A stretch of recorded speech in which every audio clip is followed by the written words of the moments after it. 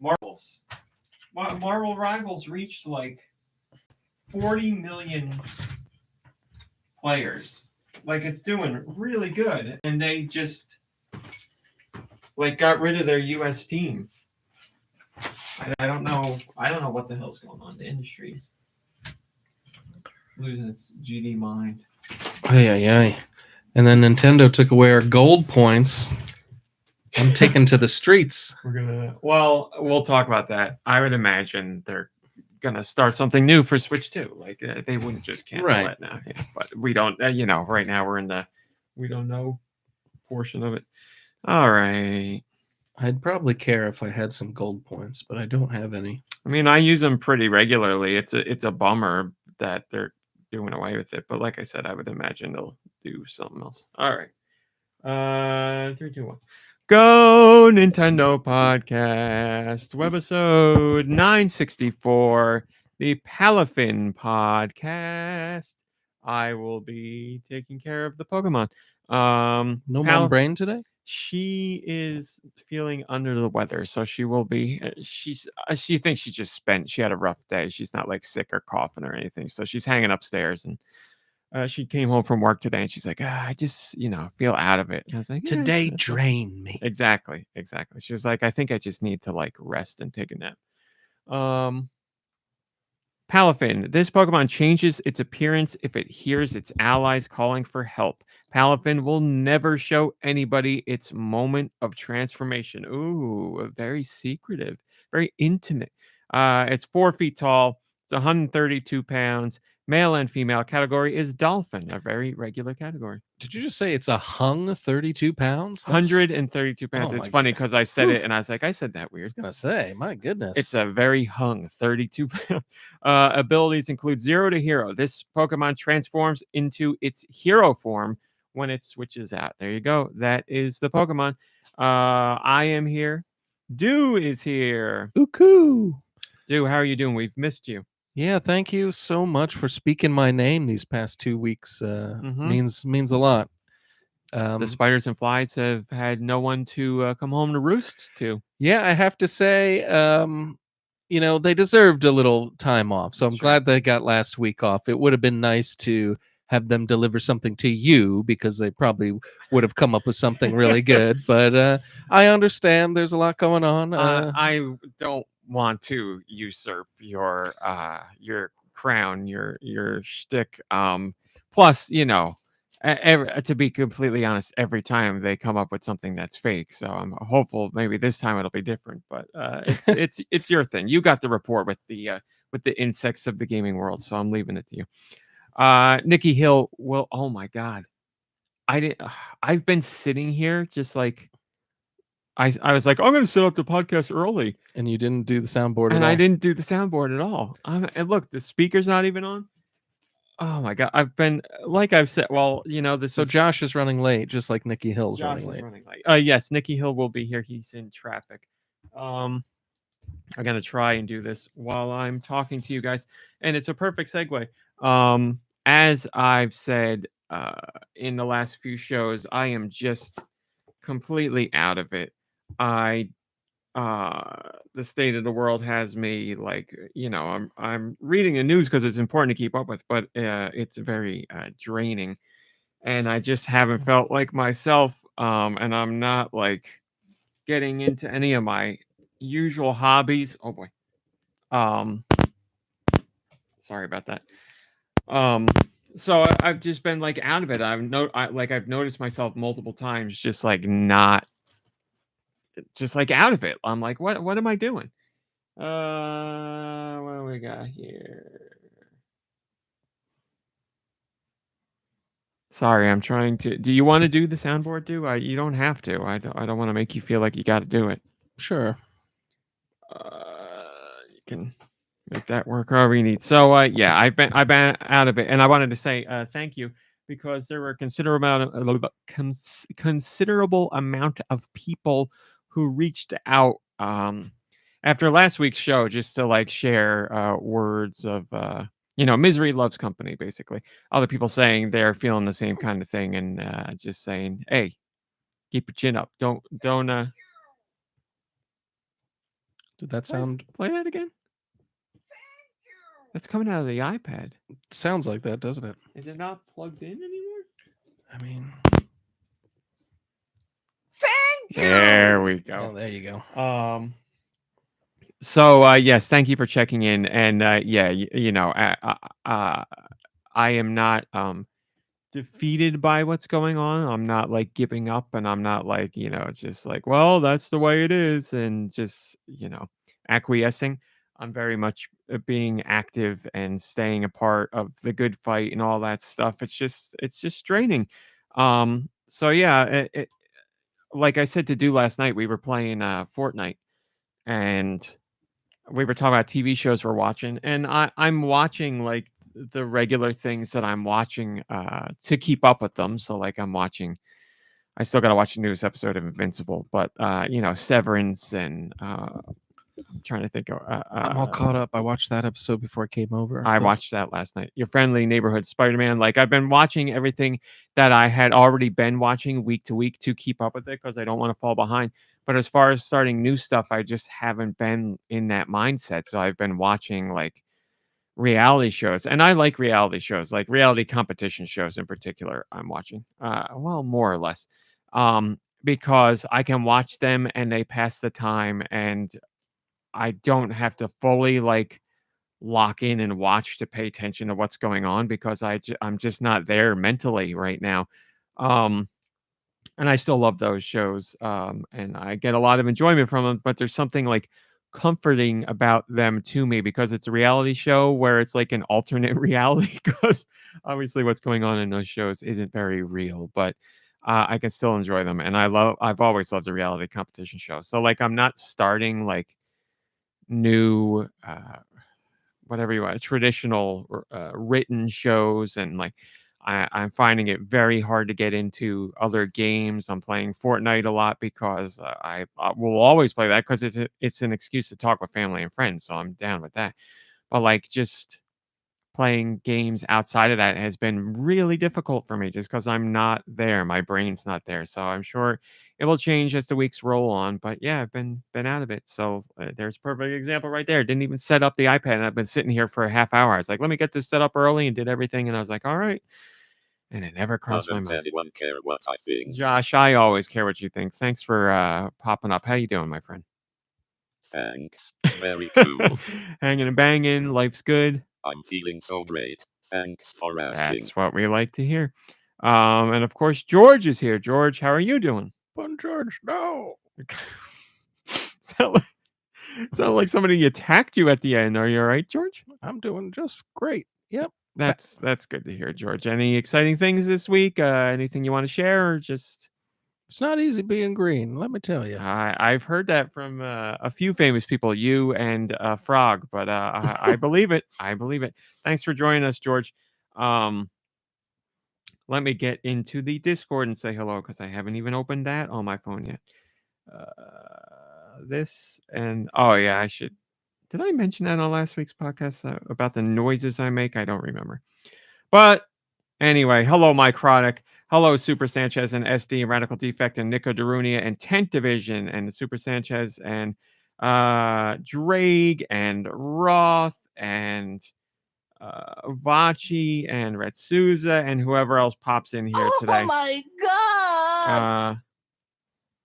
I am here and I'm hanging out. And yes, I thank you, SD. Yes, I'm watching as far as reality shows go, I'm watching Traitors, which I honestly look forward to every week more than maybe any other show. I just love Traitors. It's so quintessential reality competition show, and it's just a joy to watch. And the episodes blow by, and I finished the episode last night and I was like, no, I gotta wait another week to see what happens here. So I'm watching that. I'm watching I started the new season of Love is Blind, and what a goddamn train wreck that is. Jesus, it's like guys are terrible, man. Some of the guys on this show are so bad. There's a few that are okay, but Do you think they no, I mean they have to. They're not going to get nice guys on there. That's not interesting to watch, right? They no, have to like. they get nice guys. I don't know what their weed out process is, but it's a reality show. So yes, They want obviously the crazy. the people on producers there. are like, let's get some normals, but let's get more crazies and like, people who are going to stir things up. So yes, you get there. There's a couple guys. It's funny because you're saying, they go for the crazy or the mean or whatever. In the beginning of this season, I won't talk specific people, but let me give this very quick for those who don't know. Love is Blind is a Netflix reality dating show where people do not see each other. They go into pods that are opposite of each other and they speak to each other through a wall. They do not see each other at all. And they, go on dates basically through these pods by just talking and getting to know each other. And then as the weeks roll on, I don't know how, it might be like 10 days or something like that. I don't know. They decide, hi, Rosemary the Farmer. They decide if they want to partner up with that other person. And the way to do that is you say, My body is ready.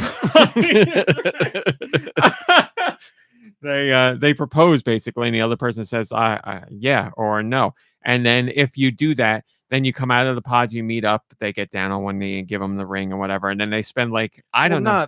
I mean, just a date, right? Just as, I mean, it's no, not, like the end of the show is they're engaged and they've never seen each other. Well, once they get engaged, once you say we are getting engaged, then they see each other. Then they spend like 2 weeks together at a resort, like a vacation with all the other people who have paired up. And then after that, they go to normal people life and like, live their regular lives together. And the viewers there the whole time, they're doing all of this. Yes. And then, so it's probably a span altogether of like 2 or 3 months, something like that. And then the final episode is the weddings, and they go to the weddings and they either say, I do, or they split there. And then that's it. Now, obviously in real life, everybody knows how this works. Whatever, you go like, oh, I want to get married. Well, I do, whatever. And you go to whatever, it doesn't work out and you don't get married. And then, or like in the house, you're like, I'm not sure that I want to get married, whatever. And then the show ends and then you're normal people. You can get in touch afterwards. It's not like, well, we said no on the show, so we can't ever be together. They can get together afterwards. So it's not, but the marriage is the real deal if they do decide to get married. And there have been seasons where people have gotten married and they are still together. It was surprisingly more than I thought it would be, to tell you the truth. I forget what the percentage was. It was something like 18% or 12%, something like that. People who ended up getting married at the end and then are staying together. Yeah, because there's couples. There's a couple almost every season that has stayed together and like are great and have had kids and stuff. So, at the and every season focuses, after the pod part, every season focuses on like the 6 or 7 couples that decide to stay together. So it's not like everybody there stays together, but like, you talk 6 or 7 couples and one every season stays together. It's still pretty impressive. But anyway, what's the, is there a prize, or is the prize you find love? Like there's no prize. So there's nothing. The show is about finding love. It's either you get married or you don't, and it's not, nobody wins if they get married. Money, nobody gets money. Like nobody finds out that Joe Millionaire is actually homeless. No. No. It's all about love and the relationship. I mean, that helps things along for me a little bit, Yeah. because it's like these people aren't necessarily in it to like try to scam some system and like get to the end. If you're gonna try a reality show, because all you're getting is 15 minutes of fame or a husband. If you're gonna try and scam a reality show, this is not the one you would want to do, because what are you going to get? Sure, 15 minutes of fame, maybe, but you're also like messing with someone's emotions. I guess you'll get to stay at a resort for a couple weeks. But yeah, there's plenty of other reality shows where you would want to game the system and still get your 15 minutes of fame. But so how long are they blind for until they, because it's got to be a long season. If you pods are 10 days.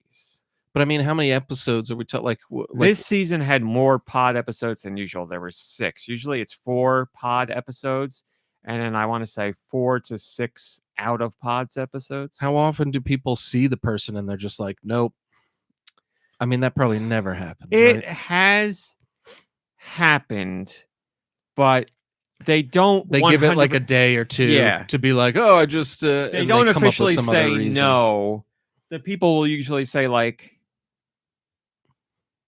it's hard. They'll have trouble connecting the voice to the face because, like, in the pod, they'll have whatever. You're gonna imagine somebody, but Sure. and then in person, they just have a disconnect that they can't kind of get over. Last season that I watched, which I think was 2 seasons ago, there were people who were really connected in the pods, but outside, the woman was really into it, and the guy, he I don't know. He was just a strange guy. It didn't work out, but they were very honest with each other. Hi, Rex. Good to see you. And the guy was like, I just don't think this is gonna work. I'm not trying to be mean. I don't want to be hurtful. And they just, they parted ways. So it Yeah. was good. But yeah, you're going on the show to find love because you want to find love. And it has happened. So yeah, but like I was gonna say good guys and bad guys, basically, because every reality show is gonna have people you don't like and people you love. And there was two people, a guy and a girl in this show that like seem I hope it works out for them. I don't know because I've only finished the pod episodes now, so I don't know what the rest is gonna be like. But they hit it off on they hit it off in the pods like really quickly. And like it was like episode 2, and they were like, let's get married, and they left the pods, and then like you really don't see them anymore because they were just there's no like juicy drama because they were like, we legit like each other, let's get out of here, and that's what they did. So I'm going to see more of them now. But then there's other people where there is drama, and they're in all 6 episodes of the pods. There was a couple that I was really hoping would make it, but they didn't end up making it. But they were very respectful of each other and very honest about why why the guy was like, I don't think I can get to where you need me to, or where I need to be to feel comfortable. I'm not willing to propose to you right now. And it was very amicable and everything. So, hi, William. Good to see you. There's people that are there genuinely for love. I would say the majority of them are, but it's a reality show. So, of course, you'll get somebody in there who's going to lie about something or be dishonest in some way. I think, I don't know. You have to, I don't want to generalize, but I feel like you have to be a certain type of person. I don't care how nice or normal or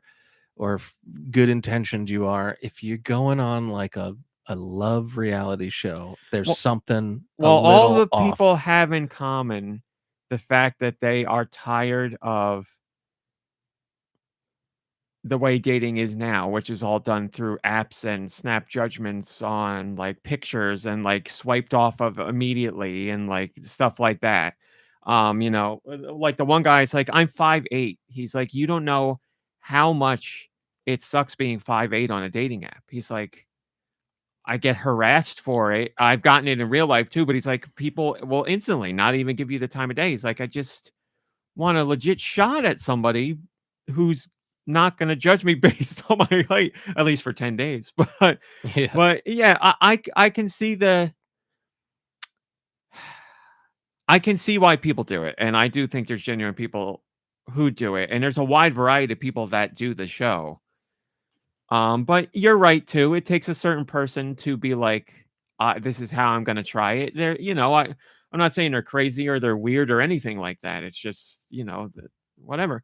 Takes a certain type of person to be on any kind of reality show, basically. But one where you're looking to get married, sure, it's a little different. But, so yeah, the I don't want to say heroes, but the non-villains, you hardly see them because there's no drama there. But the other people, there's a couple guys in particular in this season where I was like, holy crap! I mean, you heard me talking to one of our friends about one of them. I can't stand the guy, and now they're out of the pods, and I'm waiting to see what happens because he's just he's so gross. He's so gross. So I'm watching that reality show. I'm watching The Traders, and I'm watching the Joe Schmo show.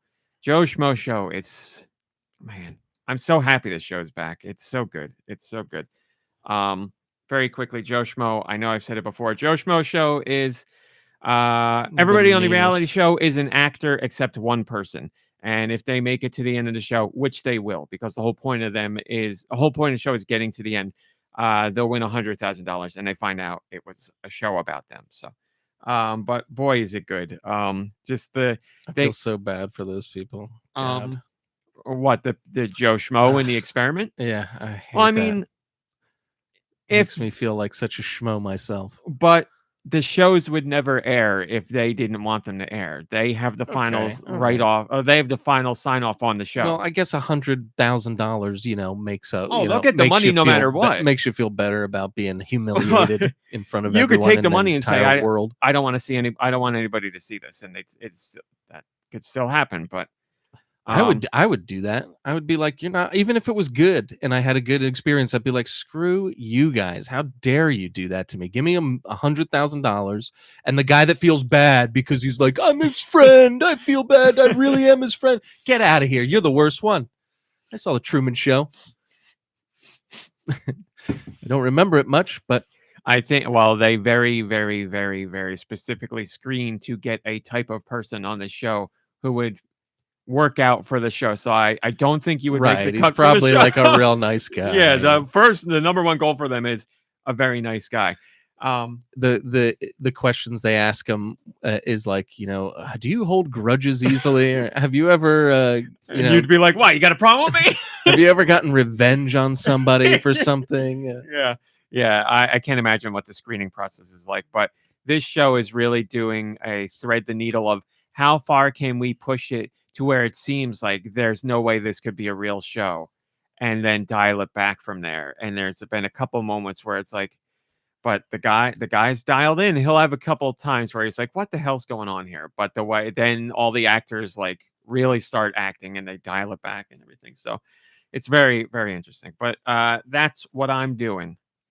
Instead of playing games, watching getting my reality fix.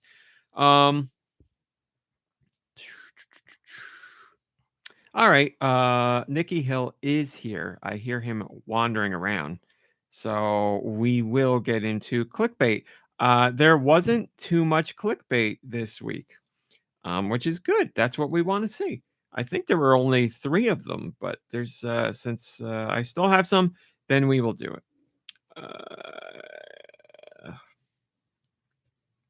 Clickbait. Okay.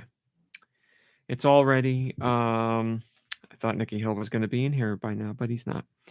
There's something else I wanted to say. It's gone. I don't want to go into Patreon stuff because there's big conversations to be had there. I will say that I didn't know we were I thought I was going to have to do the podcast alone today because my schedule today and tomorrow was going to be filled with stuff and it just wasn't going to work out. So I was like, I'm going to have to do the podcast at like 2 a.m. by myself. But again, to show how frazzled I am lately, I'm an idiot because I booked tickets for a movie a few weeks ago and I was like, can't wait for that movie on Friday. It's not this Friday. It's next Friday. I checked. I was like, let me get my tickets ready for tomorrow. And I went to the email. I was like, the 28th. It's not the 28th. I was like, did I really get this wrong? And when you bought the tickets, did you think it was this weekend or did you, or I bought them a while ago. So I bought them over a month ago. So I had just forgotten what the date was, but I knew it was a Friday coming up and I thought it was this Friday and it wasn't. So I'm an idiot. Is it for the Peru movie? It is not, but no. Have you seen that yet? Yeah, we saw it. Oh, okay, cool. It's a Patreon post. Yeah, we went Friday to see Captain America, and we went Sunday to see Paddington. There he is. If you want, you can sit here too. She ain't coming. She ain't coming. Nicky Hill is here. Hi, Nicky Hill. How are you? I don't want to be.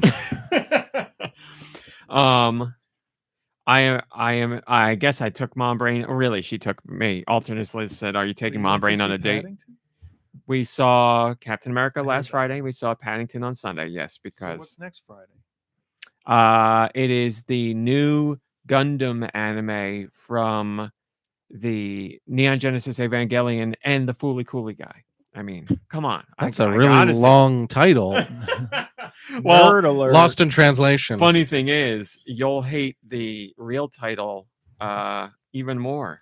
And the best part is I'm not even going to be sure how to pronounce it. Mobile Suit Gundam GQUUUUUX. Wow, I am impressed. No idea how to say that. Mobile Suit Gundam Quicks. Let's say Gwix. I don't know how you say that. I don't know, but what's the other one? Gundam Requiem for Vengeance. That sounds totally fine. Totally normal. Well, yeah, that's unrelated to So, what's going on.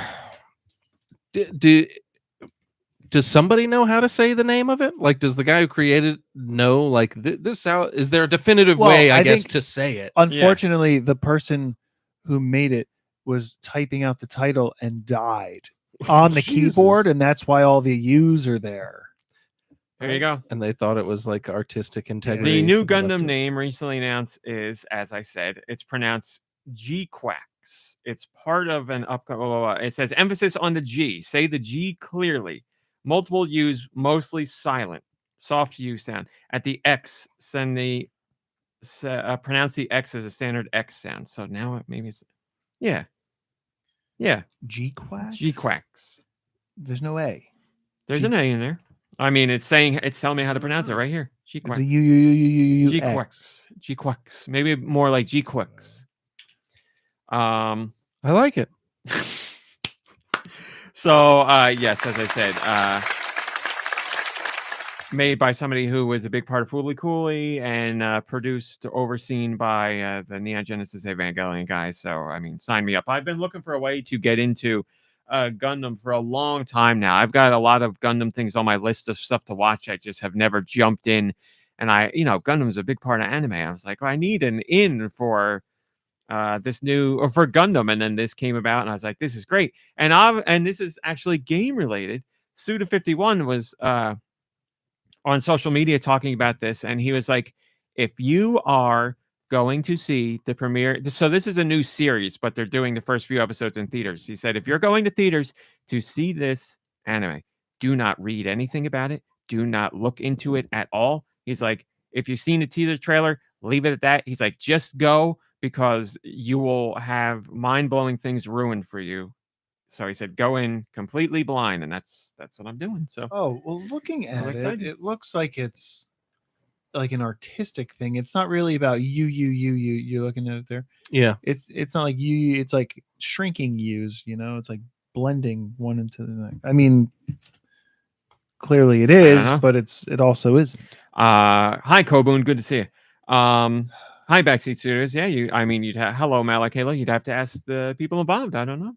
It's a fancy logo though. I don't Hi speak Darmani. Japanese. I think they might know English. Look at what we can do through translation apps nowadays. You could have conversations back up. You just hold your phone up to somebody and they can see what you're saying. All right, clickbait. What do we got?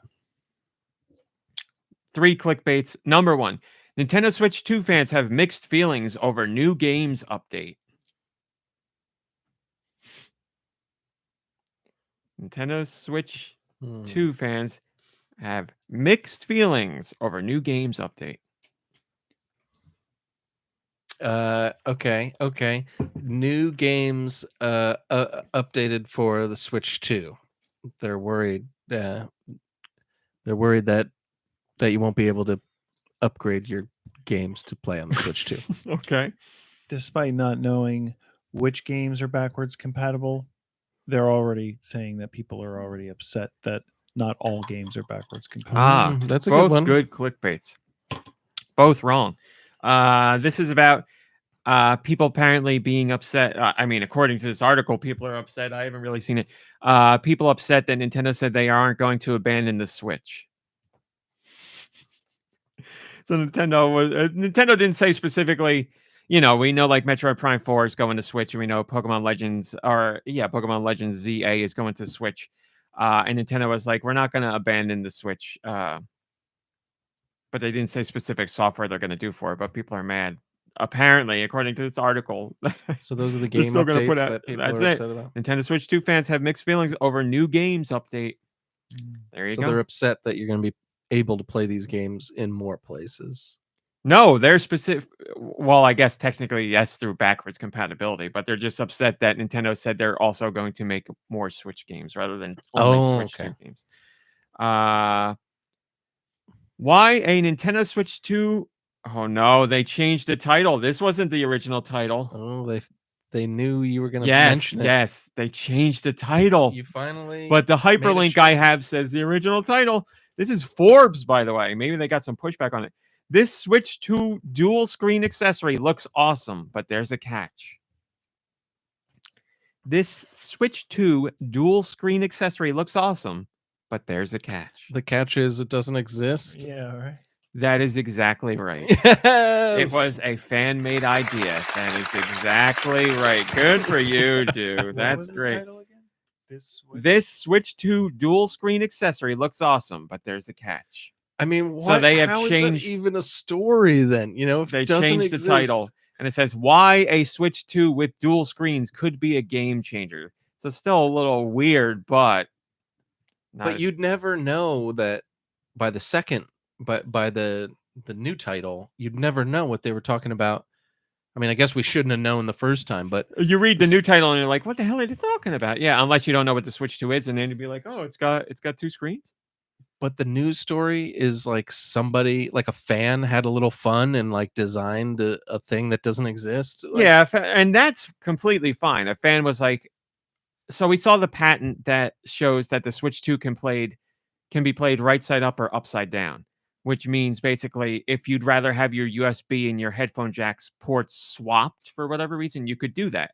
So the one Nintendo fan was like, that's actually really cool because if you could swap the ports, that gives you the USB-C port on top, and then you could plug in things to the top of the Switch, and they were like a second another screen. Switch. So it's a cool idea. Sure, that could 100% be a thing that could exist. right. But then the title should be "Fan has cool idea about Exactly. about a dual screen Yep, Switch too." Like That's that's exactly what the right. title I didn't should post be. about this story because whatever, but I saw other outlets posting about it, and that is the route that they went. Yes, saying like fan comes up with a really cool Switch 2 accessory, and yeah, that's how you do it. But not Forbes, baby, not the senior contributor over at Forbes. I just checked. They should have gotten their senior hentai correspondent on it. Nintendo Switch 2 price revealed, but there's bad news for the original console owners. Sorry, one more time. Sure. Nintendo Switch 2 price revealed, but there's bad news for original console owners. The original console owners, why would the price of the Switch 2 be upset? Are they not doing trade-ins? Oh yeah, there you go. That's a good one. By the way, I got an email from AT&T saying my phone is up for a trade-in, but I can't trade in my phone because they automatically put you in the payment thing where you have to pay off the full phone. And if you try to trade to another phone, you have to pay off the remaining balance before you can go to another. There's no trade. It's like prorated though, right? With what you don't have to pay what you've already paid. I don't have to pay what I've already paid. I have to pay off the remaining balance regardless. And if I trading in trade to another phone, I still have to pay this So off. you're giving them the phone for the new one, but you're also paying off this phone. the one that you're giving them. Yeah. That seems like But BS. they send out an email that says you're up for a trade-in or whatever, which means all the other people who are doing this, who got suckered in, it's not even suckered. It's the only way to get a phone, apparently. It's the only way I was able to get a phone because I'm lucky like that. But Doesn't sound lucky. none of it, and we've gone through my phone sagas. But like all the other people, they're going to show up and they're going to get suckered into getting a phone. Full price, double the full price. You know what I'm saying? So what about this new story? Nintendo Switch 2 price revealed, but there's bad news for original console Did you give it a owners. guess? I'm sorry. Yes, I believe. I both agreed of with you. Yeah, I agreed with you. Yours So- was good. This might be the greatest clickbait of all because It's about the DS. it is two clickbaits in one. First off, the Nintendo Switch 2 price hasn't been revealed. Right. Oh yeah, Well, that's what right. I was- It's I true. was- That is clickbait right there. And the second part, there's bad news for the original console owner. That's just a different story altogether. And What's it's the bad about the news? My Nintendo Gold points. What? Yeah. So then, do you mind reading it Sure. again? Switch 2 price revealed, but there's bad news for original console owners. Oh, the butt is a Wow. Yeah, I Is there never. a colon? Or a No. semicolon? I would No. have never thought that, but it does make sense. I mean, you could definitely. I'm going to start trying to see multiple stories in every story I read from now on. Everything How about that I that- how about say, you I'm It's very gonna, efficient. All right, so the first part is false no matter what. But if you're going to clickbait the title, if you put in the word also, Yeah. that would do a ton of heavy lifting there. Okay, But there you there's also bad news for original console Okay, owners. yeah. Also works, but But then no, you- but then yeah. that's not a really clickbait. Then it wouldn't bait you. Yeah. That's right. It's like, you know, By the way, I- that second part of the debate is all the way at the bottom of the article, and it's one paragraph. that's like saying like, I can't even think now. I'm terrible at baiting. You know, there was traffic on my way to get here, but I had a sandwich before I left my house.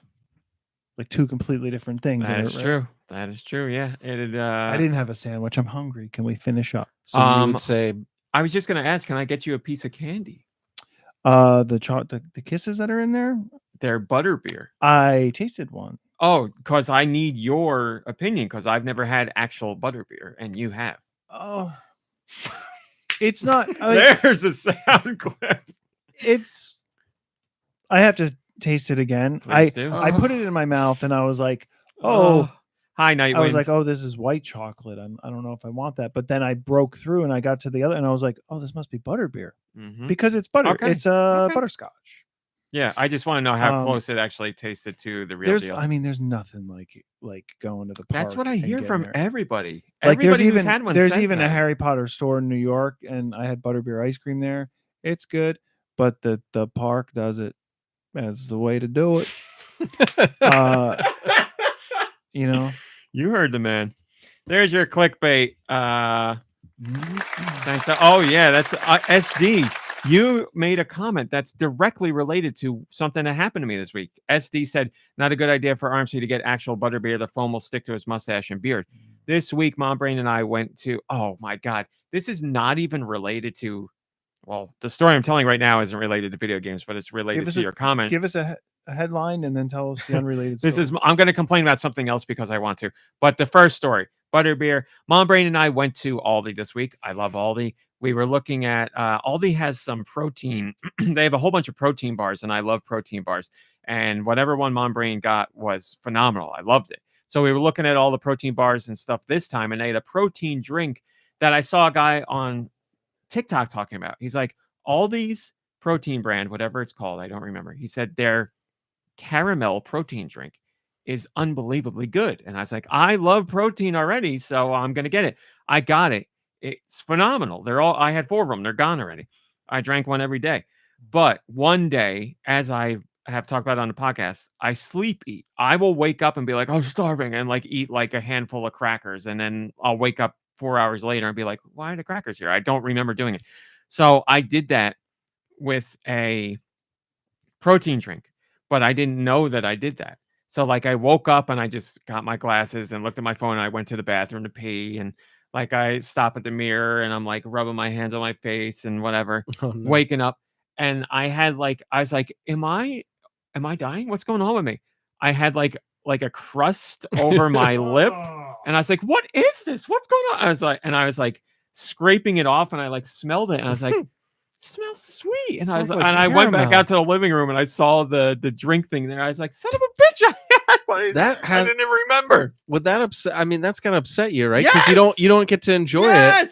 Because you're expecting probably that day to drink it or something, and it's already gone, and you don't even remember. When I went eating to it. bed that night, I was terrible. like, I can't wait to wake up and drink that drink, and you clearly did. I couldn't. Wow, you did. You woke up and drank it and then went Wow. right back to But sleep. sleep eating for Your me has innie got up and that's drank what it is. it. Sleep eating for me has always been a thing, except when I wasn't on my diet, it didn't matter because I could just eat more when I woke up later. But now I'm like, son of a bitch, the drink is gone. That's 200 calories down the drain, and I only have 4 of these things, and now I'm down to 2. You share the calories with your innie? That's right. Now, if that's how Severance worked, I'd sign up. Holy crap. It's like Aldi. substance, I guess, Aldi. Sleep RMC stole it. That's true. That son of a, he steals calories all the time. Aldi versus Lidl. I like Lidl, but I'm team Aldi. I know Nicky Hill likes Lidl too, but I don't know how you feel about Aldi. Something wrong, or no, that was Trader Joe's. What they do? Fill me in. I mean, they all get they're all the same They thing. just, I don't know if it was they canceled their DEI stuff. All they the- did something else. Did cancel DEI, and Mom Brain and I were devastated because we're like, we're not supporting companies that are doing that or trying our absolute best to not But do they that. rolled back on that. They back. Well, the stuff. thing is, all they really, because I researched it a ton, all they really did is, I don't know what the website is now, but their DEI website was, it had something different on it or was down completely. But there's 2 branches of Aldi in Europe, because that's where Aldi comes from, that runs everything. And there's Aldi, I don't remember what one it is, but they're the ones that do US and whatever. Their website still has all the DEI stuff on it. So basically, what they've done is like taken down the site to make it look like they've changed, and their official site has nothing changed on it. So business continues as usual. All the standards, practices, and DEI stuff is still there. It's just the American site. If you go look at the DEI page, it's either not there. It says something different now. So, because we were like, son of a bitch, we're not going to Target. We're not going to Walmart. So wait, they outward facing. They're acting like they've The removed US site in, the US. yeah, In I'm America? trying to think of a word, and I'm blanking on it.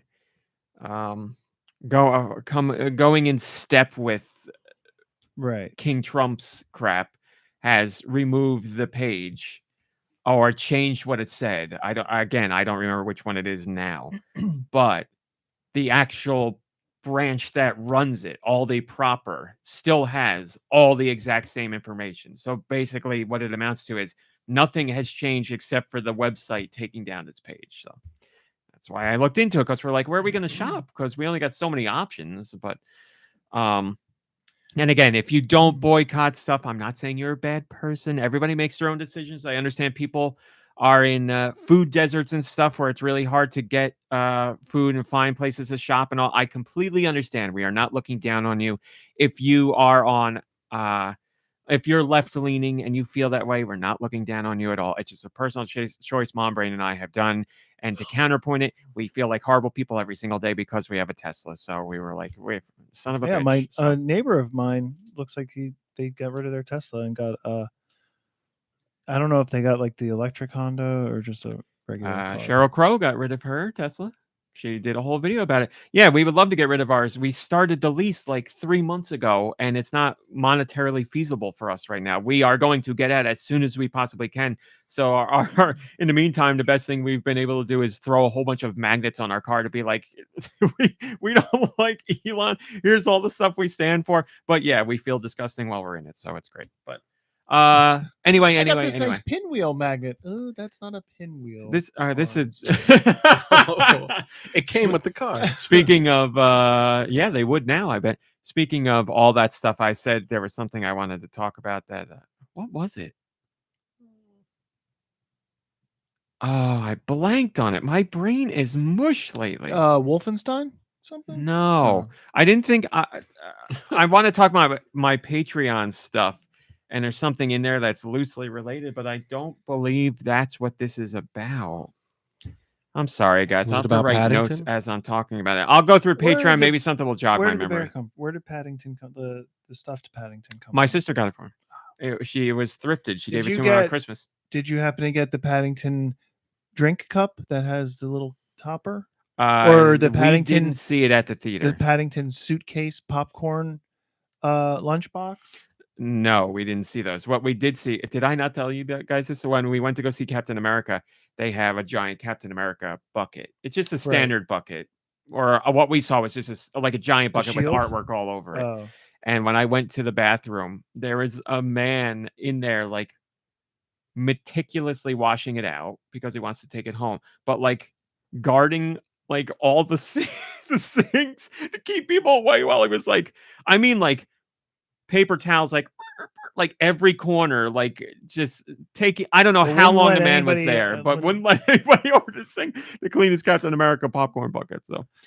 But anyway, Patreon. Dude, did you know that you could join the Patreon? Sorry, I should have given you more lead up there. Okay. For $1. For $1. Here's what I talked about on Patreon this week. Talked about 2D games and asked what people prefer. Pixel, hand-drawn, or polygonal. Which one do you prefer to see? And there was a great conversation about it can kind of depend sometimes on what the game is going for, or how certain styles just suit certain games. And I more often am all about pixel art or sprites versus hand drawn and polygonal. I really do like hand drawn. And hand drawn and sprites slash pixels, they're doing the same thing basically. Just sprites are a different kind of art, but they're drawing all the frames and all that. It operates basically the same way. It's just back in the day you couldn't really have hand drawn artwork per se, and now you can have that hand drawn artwork directly in your game. And then polygonal, I'm whatever. I don't really like it. There are. When I play a game, I'm not like put off by it, but I would prefer sprites or hand drawn stuff. But like Super Mario Brothers Wonder is a gorgeous looking game. It's polygonal art, and it's 2D, and it looks great. But I would still prefer it to be pixel or hand drawn. So that's just me. So we talked about that. As has been brought up, Paddington Peru. I gave my non-spoiler review of Paddington in Peru. When did you go? Sunday. Oh. Saw Captain America and Paddington launched same day here in the States. We saw Friday Captain America launch day and Paddington on Sunday. It's the weakest of the three movies, but it is still an easy 9 out of 10. Like it's just, there's nothing that's wrong with it. There's nothing that's bad about it. Mom Brain gave it a 10 out of 10. She liked it more than I did. I don't like one of the things I really like about Paddington, and this applies to other stuff too. Fish out of water. Yeah, you're exactly right. I want them to be in England or specifically London. Like I like when the stories are there, and now like this is very grandiose scale. Like Knives Out, the second Knives Out. I was like, this is too big. Like we've gone way too big, and I didn't like that. Paddington in Peru. I don't feel like that, but I still wish it was a smaller. Like you can do big things in a smaller location, but plus he's not out of water. He's back in Peru, and there was a lot of water. He was in water a lot. But the like, family, he's riding a boat. Antonio Banderas is a boat captain. But the family are the fishes out of the waters. That's true. Yes, they are all out of water in water. Yes. How is the new Mrs. Mary Poppins? I mean, last name. She's wonderful. She's very lovely. She's never going to be the other. No, she's. We're talking about the new actress for the mom. The mom. I thought she was a different actress in the second one. No, the first two are the same. Yeah, definitely. And that mom from the first two is in that new awesome looking horror movie. Shape of Water. No. Oh God, I don't know the name of anything. What's the horror movie? It was recent, maybe 2 years ago, where they're shaking a hand. Shake my hand. Talk to me. Talk to me. Oh, it's the same producers. Yes, I saw the trailer for that. Looks good. It does look good. She's in that movie. I was afraid to watch it. Have you seen that movie? Talk to Me? Yeah. Yes. Man, I really like that movie. Wasn't like amazing, but it was good. And this new one looks good too. She's in that. So, but anyway, the new lady's lovely, wonderful. Like she's very good. But yeah, I wish it was still the other lady. But do they talk about that? Like he got a divorce? No, they don't say anything like that. She got like plastic surgery. Yeah. Like, well, I mean, full body. They did it. Surgery. They did it in Captain America. A little nod. They did do a little nod. That is correct. No nod in Paddington. A little nod in. It's in the trailer. It just says. It isn't. I like the new look, and he's like. Yeah. What's the name of the guy that died? Yeah, it's like he said something about the mustache. They joke about. The mustache. Okay, that's the guy. He says, "I like the new look," and then he says, "Still getting used to not having a mustache." Yeah, they told me if they wanted to be Harrison, I had to shave the mustache. They said I had to shave the mustache, or they're gonna kill me. Harrison Ford isn't like pushing any acting boundaries in that movie, but he is very enjoyable. But I thought he was good. Like I've been seeing him in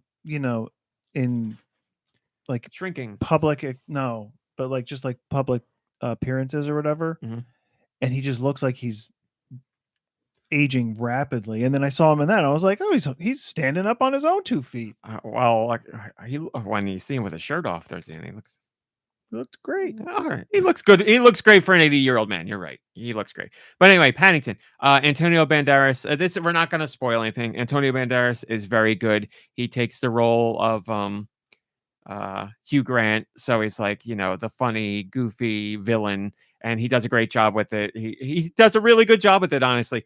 But I really don't have any complaints about him. But he's going up against the other big actor in the movie, Olivia Colman, and she's come on, she's a phenomenal actor in everything, and she gives 110% in Paddington, and she is so good. I really want her to be in more of the Paddington movies. She unbelievable. kills it. She can do Her- comedy. She can Her do comedic drama. timing. She can do it all. So Antonio Banderas' comedic timing is great, but her comedic timing in this movie and her facial expressions, she's potentially the best of all three of them, like all three movies. She's so good in this movie. She's in the movie a decent amount, and I still wanted more of her. She's fantastic.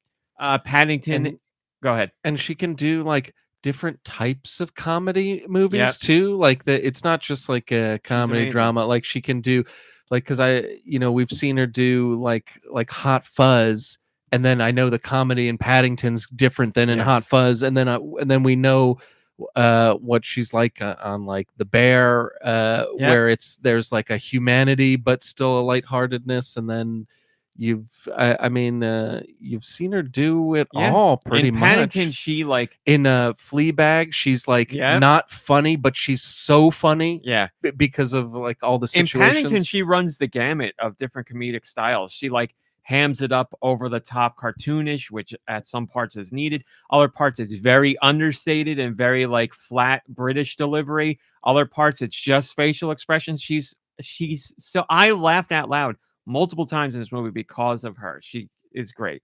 Paddington is Paddington. You get exactly what you want from Paddington. Just like the other movies, I cried my eyes out at this movie. And just based on the story in the beginning, what the story is, you're like, oh God, no. And you cried at the beginning, and you're like, oh, this whole movie, I'm gonna have to wait for this thing to happen, and I'm still gonna fall apart. And then, of course, it happens. There's other things that happen in there that I didn't expect that made me cry, but it's great. Oh my God, it's so great. I had was it the second movie that had that really cool, like, what was it like? They had that really cool special effects shot where it's like kind of like a storybook and like the camera revolved around.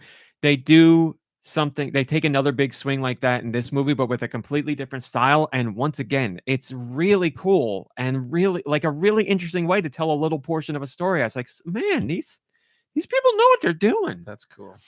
So yes, overall for me, the weakest of the trilogy, but I give it a 9 out of 10. It was very, very the good. guy. There's one guy in particular that plays a security guard in both 1 and 2. Is he in this one? They must have given him a little part. The guy, I don't know his name, and if you saw him, you'd recognize him, but I don't know if you'd know who I'm talking about. But he always like falls for the villains that dress up like women, and then he's like falls in love with them, but he's supposed to be the security guard. It's so funny. I'd have to see him if he's in the movie. It doesn't ring a bell for me. If you can find a picture of the guy, I'll tell you. But there are other actors in the movie that I recognize from other things, but that one's not ringing a bell for me. I just mean like from the other Paddington movies. Like, did they bring back characters? Because there's a lot of lovable characters in that. Without spoilers, yes, they do bring back. Yes, I'm just gonna leave it at that. Yes, they bring back characters. But boy, oh boy, that voice actor who does Paddington, his intonation and his delivery is just. He is not that I saw. He is not in it. I didn't recognize him at any point. Looks like Jason Bateman's brother or something. There is does. a scene early in the movie where there's like 5 actors looking at the camera. And it's kind of mostly cameo stuff. And there was one I was very fixated on because he's also in Doctor Who. So it could be that he was standing there and I didn't realize it, but your mom brain might know. But anyway, movie was excellent. Go see it if you like the other ones. I talked about the highs of the lows, I was asking Patreon people for their opinions on the upcoming Minecraft movie, which is called A Minecraft Movie, because I've only heard both ends of the spectrum from people in my life about this movie. I have heard this movie looks terrible, and I really want to see this movie. I won't throw people under the bus by saying who is who, But there are people I know who are like, that looks really good. I want to see that. And people are like, oh no. The I don't Minecraft movie? Yes. Is there a new trailer, I guess? Or They did. I mean, there's been a couple trailers so far, but they did just put out like another 60-second spot. So yeah, that it was a topic of conversation. For me, the movie just I don't know what it would take for me to go see a Minecraft movie. I really like Minecraft, but it's not anything where I'd be like, yeah, I want to go see a Minecraft movie. This movie, what they're doing with this movie doesn't look like it's for me. It looks like it's, they're really going like the Jack Black little kid audience, and that's fine. I completely understand that, but it also Minecraft is played by like over 200 million people around the world, so it's more than just like a little kid thing. But I understand it. I think the movie, I don't know. It just doesn't look for me. I don't want to say it looks bad or rough. It's just, I don't know. It's got it, and this is the other thing. When I saw the first trailer for Paddington, I was like, oh boy, that looks bad. And I didn't see it, and I was completely wrong. So it could happen with Minecraft movie. Who the hell knows? It could happen with any movie. It could. We've seen plenty of great movies get bad trailers, and plenty of bad movies get great trailers. So it happens. A lot of people in the comments and then of there's this, Jurassic Park, where we get I kind of get burned almost every single time since like the original, and then I see a trailer for a new one, and I'm like, ooh, I'm probably gonna check this out. Well, I mean, if you're just looking for a big action dinosaur movie, then it's mostly just out of curiosity. You're always gonna get that. Can't know. wait for dinosaurs. When is there gonna be the one where the dinosaurs start talking? It could be this one. I know they did that. Evolved. I think they did that in The Critic years ago, Yeah. but it's gonna happen at some point. I'm not saying they're gonna be like, "Hello, how are you?" or anything like that, but they'll be like, "We've formed a language," and they'll be like, "Rock, rock, rock," they already and did stuff. that. Isn't there an alternate take where at the end of Jurassic Park, Sam Neill's on the helicopter and the raptor looks at him and says something? I don't remember what he says, but You're right. I think you're right. Well, that was in the last season. I mean, is that a spoiler if I talk about it? The last movie, Season 2 of the last season of Season- Invincible. Oh, yes. You're right. So Minecraft movie, whatever. I was feeling out what people were thinking about it, and most people said like, yeah, it doesn't seem like it's for me, but whatever. A lot of people brought up the same point you and I were discussing about Captain America. The lighting is all wrong. The lighting in Minecraft movie, the lighting's just wrong. It's just wrong. But that's But the a lot of movies the nowadays. weird thing about that, I mean, A, it's a trailer. B, they're in this digital world, right? Everything in the world is completely fake. It's not like they're trying to blend it to make it look real. A lot of the props are real. Like they made the giant square trees and everything. Oh, really? Yeah. I fed up with this world. But anyway, But, that comes out April computer. 4th. So big week for gamers. The Switch 2 Direct on April 2nd and the Minecraft movie on April 4th. April is almost here. Talked about Wario April Land. Fool, more like April's cool. Yeah. Wario Land 4 is available to Switch Online expansion pack members. So if you have that, you can play Wario Land 4. That was last week's clickbait, right? Finally, Oh, you're right. That was one of the big clickbaits. fan You are favorite correct. finally released on You Switch. are correct. And I talked about how the Wario Land games to me You are talking about have it. a Must have been a big very fan. strange, in a good way, feeling. There's just something off about them. They feel It's good. weird. They get a little strange sometimes. And they feel like, especially for Nintendo, they just feel like wrong in the right way. And somebody in the comments, I don't remember who said it, I apologize, they came up with it way better than I could have. They were like, they feel like a dream. And I was like, that's exactly it. Wario Land games feel like a dream, like a fever dream. They're just Super Mario 2 felt strange. like a dream. Oh, wait. Oh my god. So yeah, I just love that weirdness, and we don't really get, like, they haven't done a Wario Land game in a while. The last one we got wasn't a land game; it was Shake It, and Shake It was awesome, and it had that weird feeling to it. Not so much as Wario Land games did, but it still. I just like the one. What's the one where like you get the different hats? Master. Oh, I like your hat. I was gonna say Master like the Disguise, first one, but that's isn't is it? that it? No, Wait. that's a movie with Dana Carvey. Turtle Man. Wario. I mean, he wears hats in multiple Wario games. Oh if wait, that's there what is a you're talking Master about. of Disguise. What is that? Which one was that? No, it's like one Isn't of the it first Wario ones. Master of Disguise? There's like one of the first ones. It was on the Game Boy, He wears hats in all of them, and like you get like horn hats and that's dragon yeah. hats. When and... you the dragon hat and you blow the fire. yes, What is that? Is that Wario Land? That's Wario Land, right? That's 6 golden coins, maybe. I'm gonna say this one more time. He does that in all of them. The one that I'm talking about. So probably the first Wario where- Land on Game Boy, sure. Yeah, right. Wario Master of Disguise was the name of the Where game. like in between you save up all your money, and at the end, like the house that he has is based on the amount of money that he collected, and I kind of never got past the Is tree that stump. I don't know if that's Not the even first close. one. It's first one, the second one, third one. I don't know. Somebody in the chat will remember. I don't remember. It's been a long time. I haven't played it in a long time. And the music kind of sounds like, is it like farty? It's like a juicy. Radical like, Defect says that is Wario Land. Yes. People in the chat at Red Kobun saying the Wario Land music always sounds so crunchy. Yeah, it's got a weird sound to it. Super Mario Land 3, Wario Land. So the first Wario Land game. There you go. I just remember having the horn hat, and jumping up and sticking my head in the conveyor belt, and I was like, "Look at me, I'm solving problems." Yep. But like, it's the only way to actually play. That the was his damn Wario game. accent, by the way. Wario Hey, impression. I'm Wario. Look hey, at me, I'm solving give problems. me all your money. What? I love Perfect. No notes. I'm gonna win. That's too good. That's too good. So yeah, I completely agree with the sound, and the similar sound is in all the WarioWare games. They keep that same weird, crunchy style music for Wario Land games. It's good. I love it. I love that weirdness. More Farty of that bells. weirdness. I talked about. Oh yeah, this is okay. So Bobby Kotick, the former CEO of Activision Blizzard, Activision Nice guy, Blizzard, right? now Kotick? owned by Microsoft. He did some like hour-and-a-half podcast that I saw linked somewhere, and somebody was talking about What do you say about Bill Cosby this time? a specific segment of it, and I was working, so I was like, I'll listen to it while I'm working. I made it 3 minutes in, and I turned it off because I couldn't. He's just so quintessential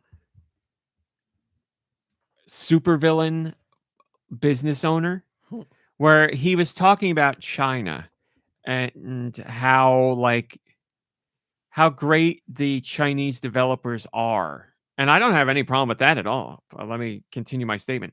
But he's like talking about how great they are in a sense that he's like, they work 10 hours a day, 6 hours a week. And he didn't say they never complain, but he's like, that's what he's talking about. I forget what words he said, but it was something like, he was basically saying they don't complain, they just work. Yeah, if only my minions could just Yeah. work without complaining, And then- I wouldn't have had to leave Activision. And or then he whatever. said, I'm paraphrasing here, but he said like, here, you know, we worry about putting vegan meals in the cafeteria. And I'm like, you mother effer. Good Like, God, gee. with this stuff, man. So his basic statement is, boy, China's great because their employees work and don't complain, and they work they're- all day, and they're 6 under days a a week. thumb of the CEO, and they And don't. here have to- in yeah. the United States, we have to give people options of food they will Right. eat, and like they want to work, a normal work schedule, like 5 days a week, 8 hours and a day. he's talking to a room filled with like rich white. Well, it's a CEOs or podcast, so it's something, only or- 2 other people okay. who invited him on and are very into him, obviously. Right. But Okay. So I was it's- like, oh, this is so you're so disgusting. And like, big business, no surprise that they want to squeeze out every penny they can at the cost of their workers' paycheck, mental health, physical health, well-being overall. Yeah, that's how it is here. But like, I also understand a business's job is to make money. I get that. But there is a happy medium between work all the time, work fingers to the bone, never complain, and like complaining about having to give someone an option for food to eat. Like, there's a happy medium in there. Like, Jesus Christ, you can't have a cafeteria that serves people food that they're okay eating. I'm terrible with world current affairs and politics, but like if they complain in China, are they murdered? I don't think they're murdered, no, but they will, to my understanding, in get my limited fired. knowledge, they will be very quickly replaced. Sorry, yes. where's Mom Breen? She's upstairs. Is she like? Can I bother her or something? What do you? I would No, say she's- no. Why? no. What's up? If I send her a text. Oh yeah, go ahead. That's fine. Yeah, these people, these guys like this, like would be better suited running a business like in the late 1800s or something. You know what I mean? Like they Yes. sound like these crazy people Robber from barons. a bygone age. Yeah. And it's like, and we're like, some people listen to these people and they're just like, this guy's a brilliant right. business mind. We do need a time when there's less protections for workers and they just work because they're worried about. Yeah, I know exactly. Back when America was great in the 1890s, when none of that stuff existed. Yeah, you're exactly right. Like it's just so gross. It's so gross. I obviously in relation to the way things are going in the United States right now, we're in a time where like supervillains are real and they have people rooting for them. It's like people would see Darth Vader and be like, I like to cut that guy's jib, although Darth Vader had people working for him, so I guess it happens. But that's what it is. But those same people will watch Star Wars and be like, yeah, Luke Skywalker, I love you, and then they're gonna support the real life Darth Vader. It's like this is insanity. Yeah, that stuff drives me nuts. So 3 minutes of Bobby Kotick talking about this stuff, I was like, this is so gross. Where is your? Are you human? Where are you? Where's your human nature? He's not only human, but he's winning. There's What was that? Was that a thing? winning. Oh, that was Charlie Sheen. yeah, Okay. because he's Wow, what does that mean? that's pretty good.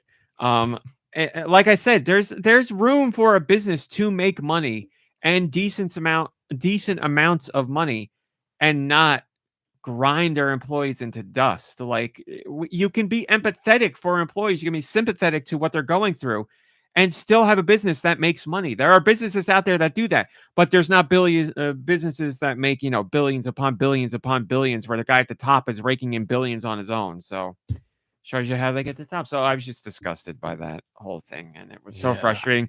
And I in hate a that. Patreon style post that I don't usually make, I put one of those together because I was like,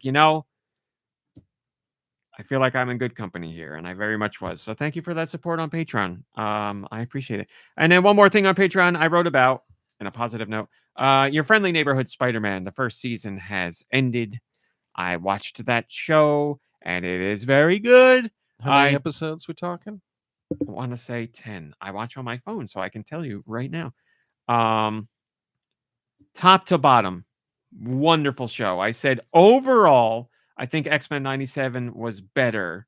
I do think there's things that Your Friendly Neighborhood Spider-Man does better, but the shows are very close in quality. They are Now, you talked about it last night and you made the same comparison. So because you're making this comparison, is this Friendly Neighborhood Spider-Man show, was this a cartoon from the 90s? No, I'm just talking about in terms of quality of the show. Like, X-Men 97 is a fantastic show. How about there was a Spider-Man cartoon when we were kids, but this isn't related. I guess the Enter the Spider-Verse movies, but like it can't possibly touch those, I'd imagine, right? They're very different. Like it's not Miles, it's regular Peter. Spider-Man. Yeah, Peter Parker. Yeah, Peter's played out. They're so different. Boring. They're so different. You can't compare. They're both about Spider-Man, but they're two completely different things. Like, well, I'll give it a whirl. It's got a great cast, and I struggled with watching this show. I think I talked about this on a podcast because the doofus that voiced Peter Parker in this was doing interviews, and he was like, "Yeah, I'm really excited about the show. I'm just happy it's not woke." And I was like, "Wait, Peter Parker? How do you play Spider-Man? Peter Parker is the most woke guy there could possibly be. Like, he is the king of woke. But like, I mean, look, I hate that that's how you think, but like, why'd you have to say that? Why do you have to say it? It's like you want to like. Well, I could go conspiracy theory here, and I'm going to get into that. So I didn't watch the show when it first came out. The first 4 weeks went by where I didn't watch the show because I was like, I'm not supporting this. And I know the guy that made the show seems like the complete opposite of somebody who would say something like that. And they interviewed him, and he's like, "Oh, so and so, I love him," and then just kind of trailed off. Very clear, he was like, "I don't want to talk about this." So I was like, "Oh."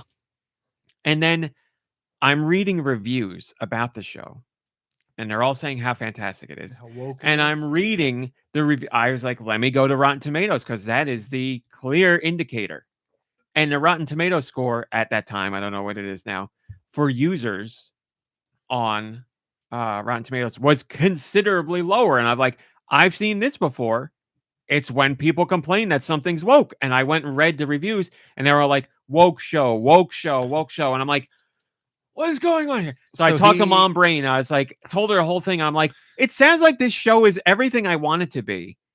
And then I have the I can say that. I have the asshole who's like, I'm glad it's not woke. What? She's like, well, Maybe it sounds that was like a whole... the voice of the show, as in the story the show's trying to tell and how it's trying to do, is way more important than what the one actor said. She's like, I think you should watch it. So I was like, I feel that way too. I just want to make sure I'm doing something good here. So I watched it, and I was like, the voice actor has to be the dumbest man alive, or he did this on purpose. He's doing it to get people that think the same way as him to watch the show, and they watched it, and then they were like, "Wait, he lied to us." Yeah, I'm being completely conspiracy theory on that, but I cannot stress enough that if you think woke, I hate using the word woke. I like using the word empathetic and caring and kind, but the woke stupid argument. If you are someone who believes in woke in that kind of way, and you watch this show, you would hate this show. You would hate every part of this show, because this show has, well, it takes place in New York City, so it's got representation, obviously, all kinds of people there. But like, they've got every color, kind, creed, type of person you could possibly think of, and they are in every kind of relationship you could think of. People who are crying about woke would hate this show. I don't understand how you could be the voice actor of Spider-Man and go, thank God it's not woke, unless you are trying to steer woke people, or the people who complain about woke, to watching the show to try and backdoor them into the show. That has to be why, because otherwise, like you said, they'd have to be really dumb. And like 5 minutes into the show, I was like, there's no way people who complain about woke are going to like this show. And it's not because it's like, this argument is so nuanced, and I hate talking about it because it makes me sound a certain way. But like, I am very aware of what woke people who use woke all the time, what they don't like seeing in shows. And that is what they are getting here. So I do not think they would like it. Now, I'm not saying the point of the show is to be woke. It's not. It's Spider-Man. For Christ, I can't even believe I'm saying this. Spider-Man is about helping all kinds of people, and it takes place in New York City, where there's all kinds of people. But whatever. So I ended up watching the show, and I'm very happy I did, because I was devastated when that actor said that. I was like, I've been looking forward to this literally for years. Like, I really wanted to watch this show. I was like, I'm not going to watch it. I'm not going to watch it. I'm not going to support this man. And as the weeks went on, I did more research, talked to Mom Brain, as I said, watched it. The show in and of itself, fantastic. It's got really cool action. It's got very intricate storylines. It does things with Spider-Man that I haven't seen. There's a couple cliches that are going to be there, and a whole bunch more that, or a whole bunch of other things. His eyes in this one. Whole bunch of things that happen that you would have never expected. As I said when we were playing Fortnite, it's more violent than I thought it would be. It's not, I'm not talking about Invincible or anything like that. Right. But there are moments where violence is used to shock you because you don't think things are going to happen. And I'm like, oh my God, wow. Gotta get people ready for Daredevil. There's very serious issues talked about. Is it a classic format where there's an overarching story over the whole season, but each episode is kind of like its own little episode? I'd say episodes. I'd say is pretty whatever that's called, linear storytelling. Like, there are little bits and pieces that happen here and there, but it's a beginning to end story for this season. Yeah. There's like 3 main stories that are going on, and they're all intertwined, but there's other things that happen in between. Really cool stuff. There are characters who I know about comic books, but I don't know everything. There's characters who I didn't know, and I had an inkling they were going to be something, but I'm like, I'm not going to look it up because I want to find out organically. And there's some really cool stuff happens. There's legit, I would say a couple, more than a couple shocking moments in the show from a storyline perspective and other things that happen. I was like, wow. And I'm all in. I know they greenlit 3 seasons right away, right off the bat. I don't know when the next seasons are coming out. but man, am I excited. Really liked it. I love the animation style too. It's like it's animated like Hi-Fi Rush. Maybe not to that degree exactly, but it's like Hi-Fi Rush. But it also combines that with comic book framing. Like they'll have moments where like it looks like a comic book. There'll be action going on here, and a comic book frame comes in, and somebody else is over here, and then a third one will come up from the bottom, and stuff like that. So it's cool. It's excellent. It's an excellent show. I really, really like it. So many things I want to talk about, but I'll leave it unspoiled. If you've been on the fence about it, I would say go check it out. It's really cool. And as I said to you, all the episodes of the first season are out, so you could just blow right through it. Yeah, maybe I will. That's why I've been holding off on the White Lotus. I feel like at least give us the first 3 episodes or something, right? Or did they? I watched the They did first not. episode. It's just the one episode, right? I feel like on the second season, I was like watching it and I was kind of over it with the second season. And just like the opening of the third season, I'm like, it's a bunch of rich white people going to on a vacation. I and I'm will like, say- like, do I want to just watch more people be like crappy people? Just like I live around crappy people. Well, not that I live around crappy, but you know what I mean. I experience I crappy will people all say the time. I like, agree with you. entitled people. Let's see somebody else on a vacation. I agree with you. They can change up something about that format and still have the same. I agree. appeal to the same And I would say sensibility. this season, so far of what we know, there are good people in the show, but so far of what we know, these people are particularly tough to watch. Oh, Like no. they are. Is Goggins a terrible dude? He seems like he's a terrible dude, but in a different way. It doesn't seem like a rich kind of way. Like I don't know what's going on. There's some story going on with him. No, but like there's especially one main family that is. If you met them in real life, you'd be disgusted by them. But there's someone in that family who seems decent. So Also, I listen, agree with you. I'm sorry to say this right off the bat, and I don't know if it'll change your mood when you watch it, but I like Parker Posey, but that accent doesn't do it. for I me. thought she was doing it too much. I thought she Yeah. needed to dial it back a little bit. That's what I What's she thought. doing? A southern accent? But Yeah, it's like it's hard. heavy. It's like, whoa, I'm with you 100% on this. I Maybe feel there's like it's people what who you'd talk get like that, but- on SNL if somebody was doing a Oh, skit. wow.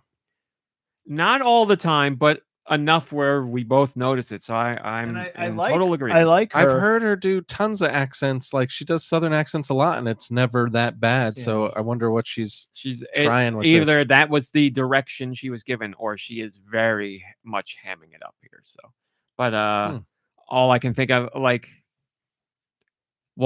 I can think of when I'm watching is Walton Goggins. I'm like, oh, he does exactly his regular voice for Cecil in Invincible. Like maybe like a little more like even keeled, but I gotta that's say, what it is. Because when he's talking, I'm like, it's Cecil. All I see is Cecil. But he was also was he in what was the other one? Pantheon? No, maybe he didn't. I don't No, remember the I'm that confused guy, now. that other guy He's very with two much the short same. names Yeah. Never mind. from Batman. He's the villain. You went to Paul school Dano. with him. Oh yeah. Wait, Two the short names. the villain. Yeah, he's the villain in the Batman, right? Oh yeah. I thought you were saying in whatchamacallit.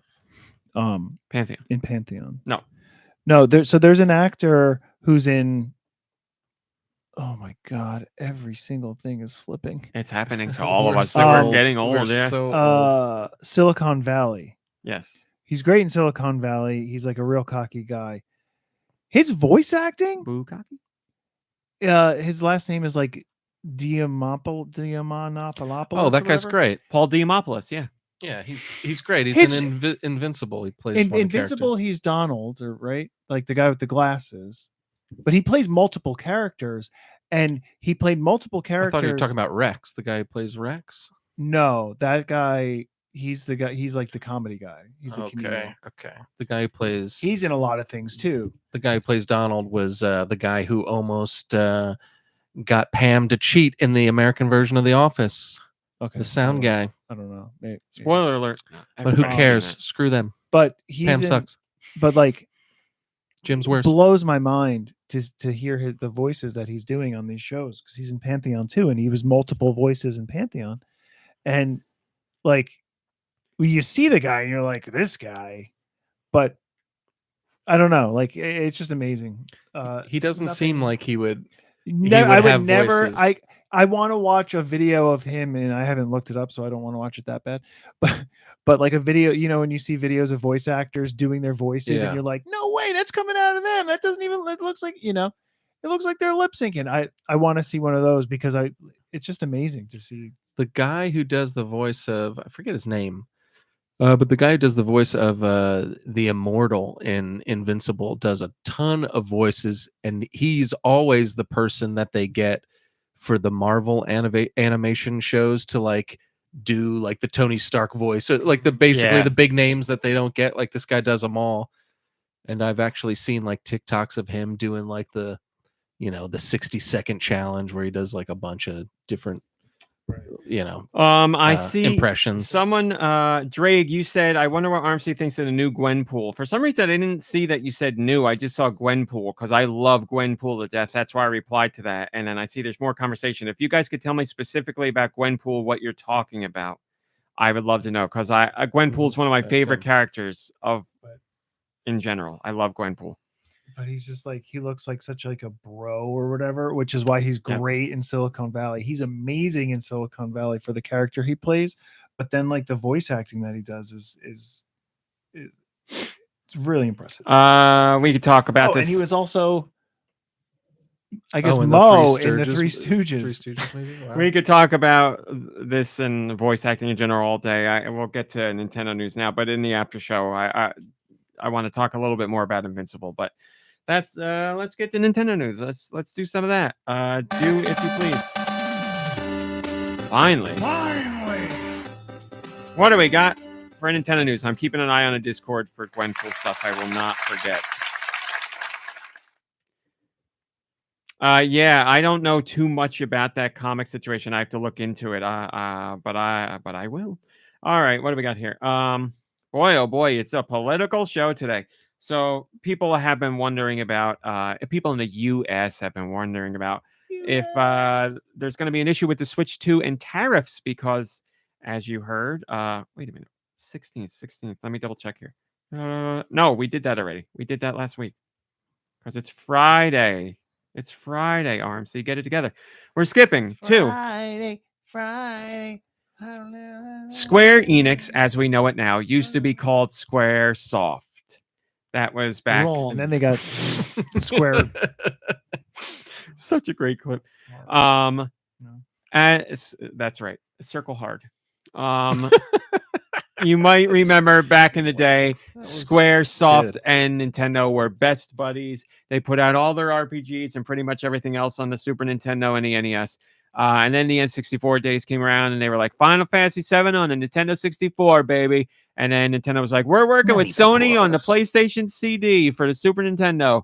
And oh, wait, we're going to do Philips. And then Sony was like, oh, wait, we're going to make our own PlayStation. And the rest is history.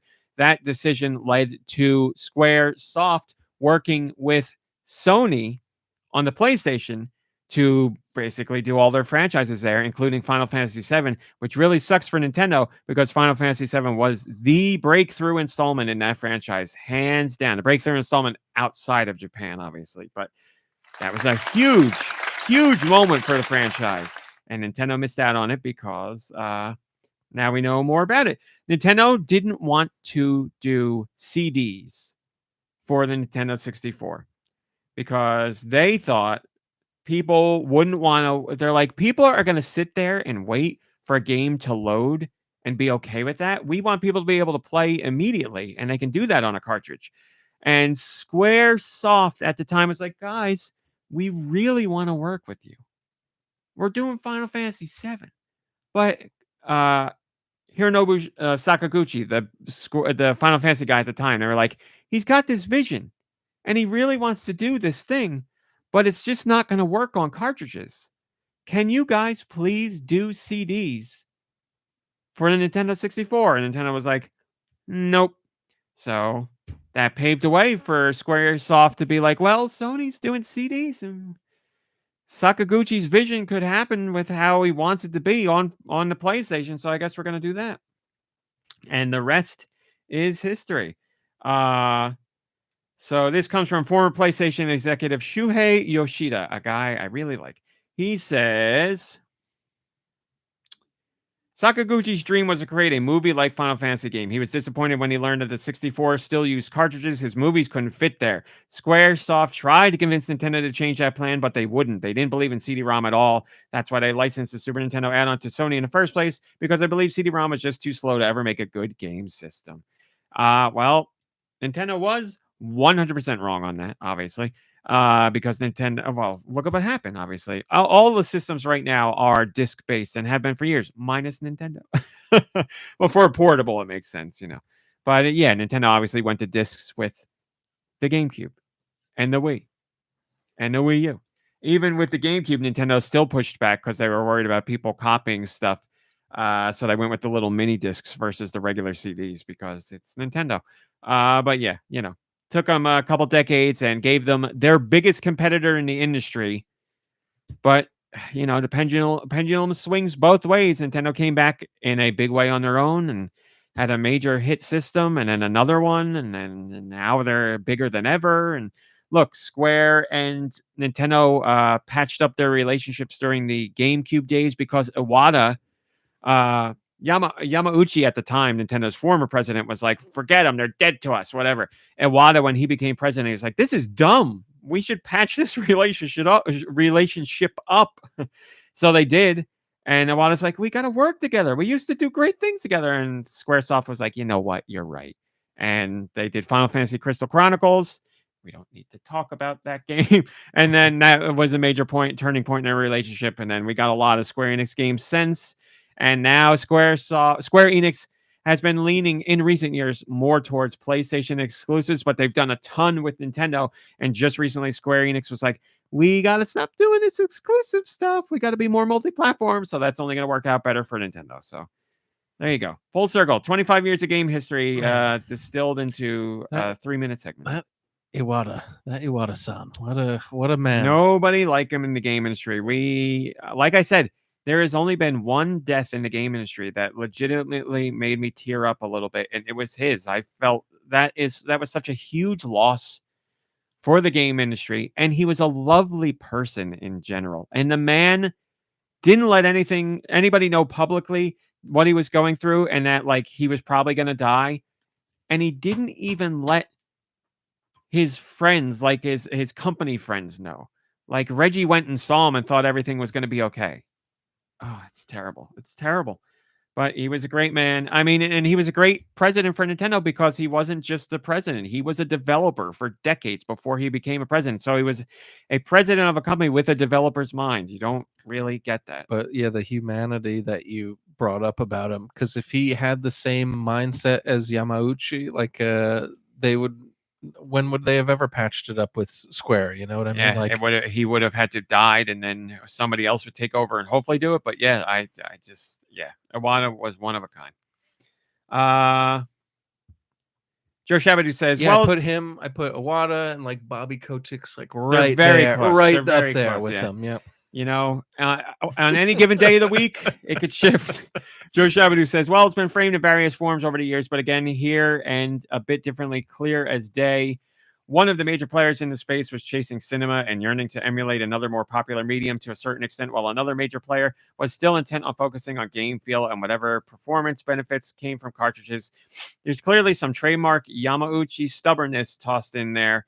Eventually, we know the industry's economics force a CD adoption, but taken in context, you can't necessarily completely fault Nintendo's decision. You can't, because look where the industry is now. Now, finally, Microsoft and Sony are like, oh man, this pushing for graphics all the time, we're kind of screwed here. We can't really go much further anymore. And Nintendo was like, focus on games. That. I don't think they publicly have said it. Yes, both have. Yeah, well, people at both companies have said it.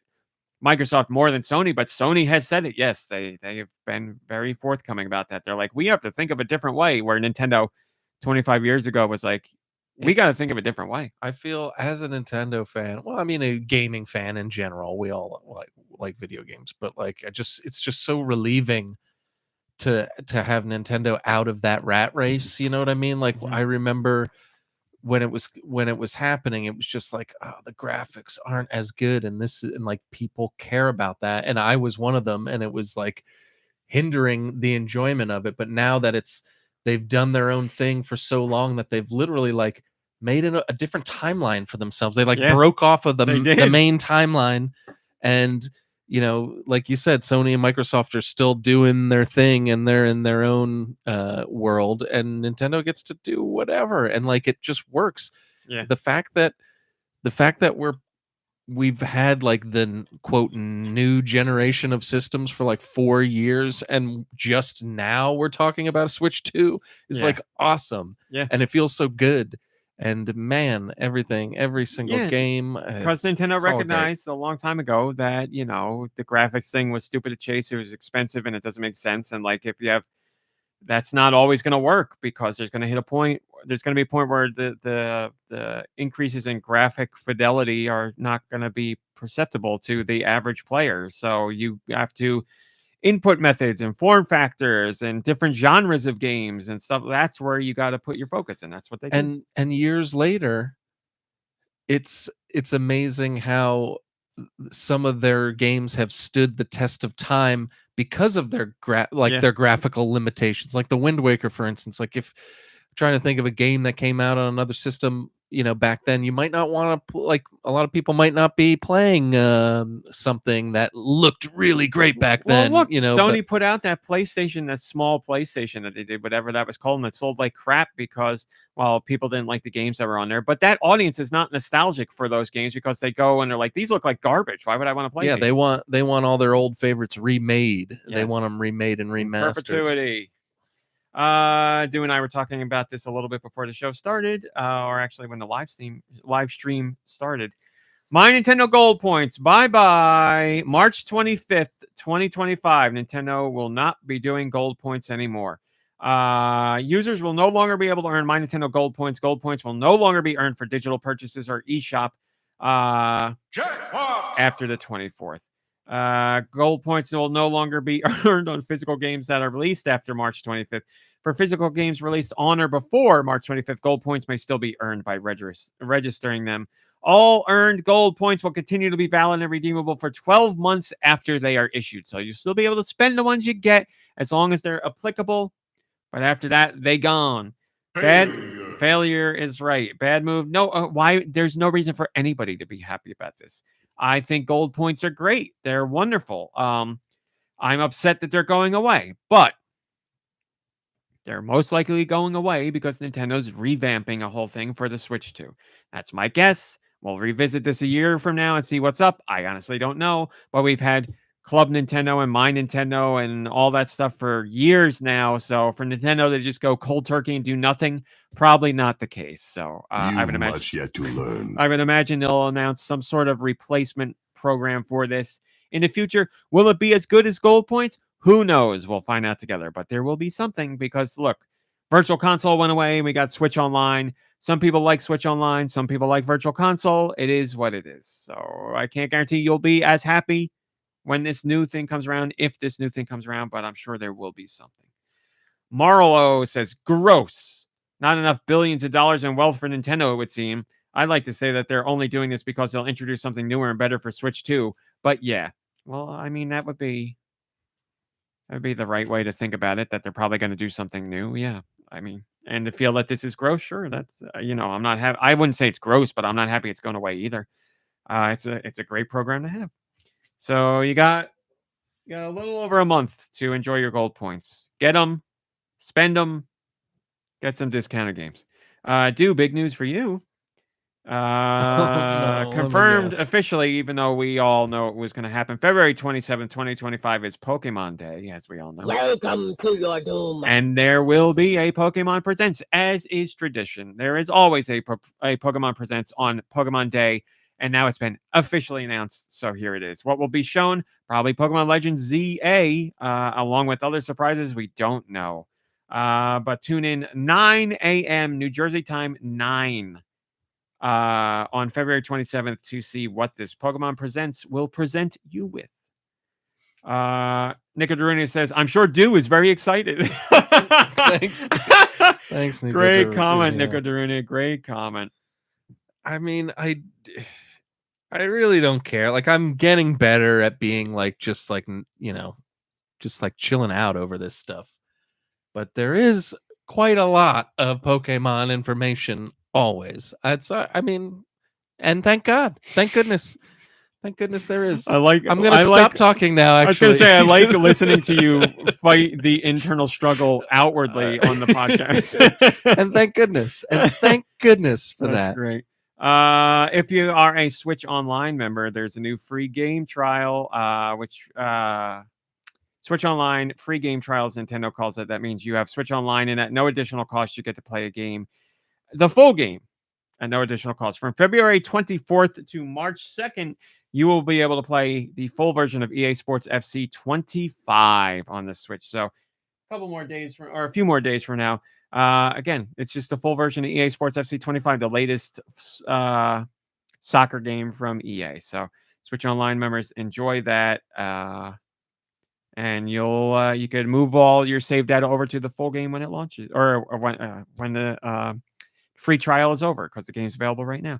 We all need to do that. And then, Josh, I don't remember. Do you talk about game sales? Did your programming include something new about Boring. game sales? It'd be at the bottom of your NPD database. is out and There we go. Circana is in. Yeah, thank you, Josh. I couldn't remember if that was in your programming or not. We got it. Nicky Hill, Deux. Here we go. January 25. The United States only. These sales are digital and physical, but Nintendo only reports physical. But this is all of gaming in the United States for January. Looking for your top 20. Nicky Hill, you begin. Call of Duty. Call of Duty, number 1. Great guess. Deux? Boom.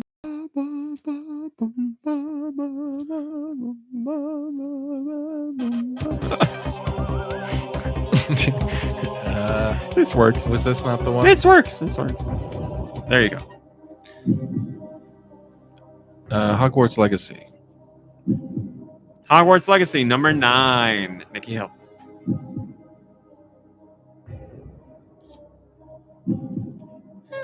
E-Ring Elden R.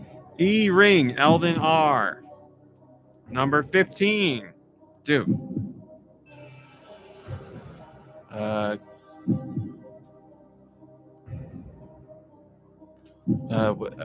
Football Club. EA Sports FC 25. Yes, number 4. Same as last month. Nicky Hill. Madden. Yes, number 2. Deux. MLB The Show. MLB no. The Show. So sorry, Deux. It's not here. Nicky Hill, you win. Congratulations. No. This is the top 20. There is only one new game on here that made the top 20, and I'll tell you what it is when we get to it. Starting with number 20, It Takes Two, UFC 5, The Crew, Mario Kart 8 Deluxe, Final Fantasy 7 Remake and Rebirth Twin Pack, E-Ring Elden R, Super Mario Party Jamboree, Dragon Ball Sparking Zero, Astrobot, Helldivers 2, and then your top 10, starting at number 10, Sonic Generations, Hogwarts Legacy. Number 8, your only new entry on this list, Donkey Kong Country Returns HD. Again, that's only physical numbers. Number 7, EA Sports College Football 25. 6 is Marvel Spider-Man 2. 5 is Minecraft. 4, EA Sports FC 24. 3, Final Fantasy 7 Rebirth. 2, Madden. 1, Call of Duty. There you go. PlayStation 5 was the number 1 in terms of units sold and dollar amount. Switch was number 2 in terms of units sold and 3rd in dollar amount. Poor old Xbox was number 3 in terms of units sold, but number 2 in dollar amount. So Xbox continues its slump. It's unbelievable. That's why they're saying everything's an Xbox now, because they've given up. Everything's an Xbox. Your phone, your computer, your TV. It's so sad. I saw this TikTok earlier today. It was like a clip of the Easter egg from Halo where you jump up and you find that giant soccer ball. Mhm. And I don't know why, but it made me, that video made me lament the Xbox because I There was was a just, time when Microsoft was a competitor I was in the like, console space. I mean, holy cow! When I saw that Halo, I was like, "This is remember those this days? is something. This is something." But they let it go. Yeah, they just fell apart. Kotaku had an article saying that the console wars are dead, and I agree with that. The console wars are dead. Nintendo's been operating in their own space for so long. Sony is the number one more traditional platform, and that Microsoft's just whatever. Like the console wars as we knew them are dead. Yeah, there's And I don't know. I feel everybody like gets either a PlayStation or an Xbox, much lesser degree an Xbox, and then your complementary system is your Nintendo system. our friends seem to be mostly Xbox, but Which is like so strange. But I feel like it's just habit, you know? Like I feel like they really, most of them are real big Halo people and they've just had Xboxes. So I think that's why true. that's why they stuck with it for the new generation. I mean, that's what I'm guessing. And listen to this too. I wrote about this. Here's a preview for you guys. It's oh my god, 9 comments on this already. Little spoiler about what's going on Patreon this week. Just today, I posted about asking people how many games on average they buy a month because Matt Piscatella, Matty Piss. Circana. Oh, that's right, Matty Piss from Circana shared these stats. 30% of people who play games won't buy a new game this year. 30% of them will not. 18% purchase a new game every 6 months or less. 12% buy a game once a month. And 4% buy a game more than once a month. So I'm in the 12 to 4%. I can't think of a month where I don't buy a game. I can think of multiple months where I buy multiple games. So I'm down the bottom, but like that's, man, 30% of people won't buy a new game this year, but they are gamers. They play games. They just won't buy a new game. And 18% purchase a new game every 6 months or less. That's nuts. I don't know. Like I know there's a big chunk of people out there who we've talked about this before, who like make spreadsheets in their head about how much time they're getting out of the game versus the dollar Yeah. amount they spent. And a lot of people, maybe they're holding back. Well, Matty Piss said, he said every game out there competes with Fortnite. He's like, people are, that's where, like he's later on he said Fortnite, Minecraft, and Roblox, but he specifically twice led with Fortnite and once individually said Fortnite. He's like, that's what these people are competing with. They'll buy a system and they have Fortnite and they're playing that with friends and the game is constantly updated. Like that's where they're going to spend their money. If they're going to get something, they're going to get something for Fortnite and they can get the game itself for free. So that's where they're spending their time. I have a cousin who bought an Xbox because he got an Xbox Series S because it was the cheapest, but he has never bought another game for the system. He has never downloaded another game for the system. He only has Fortnite. We joke about it all the time that it's his Fortnite machine. That's all that he did. He had a Switch and he bought things for the Switch, but then he got an Xbox and now he hasn't bought anything on there. So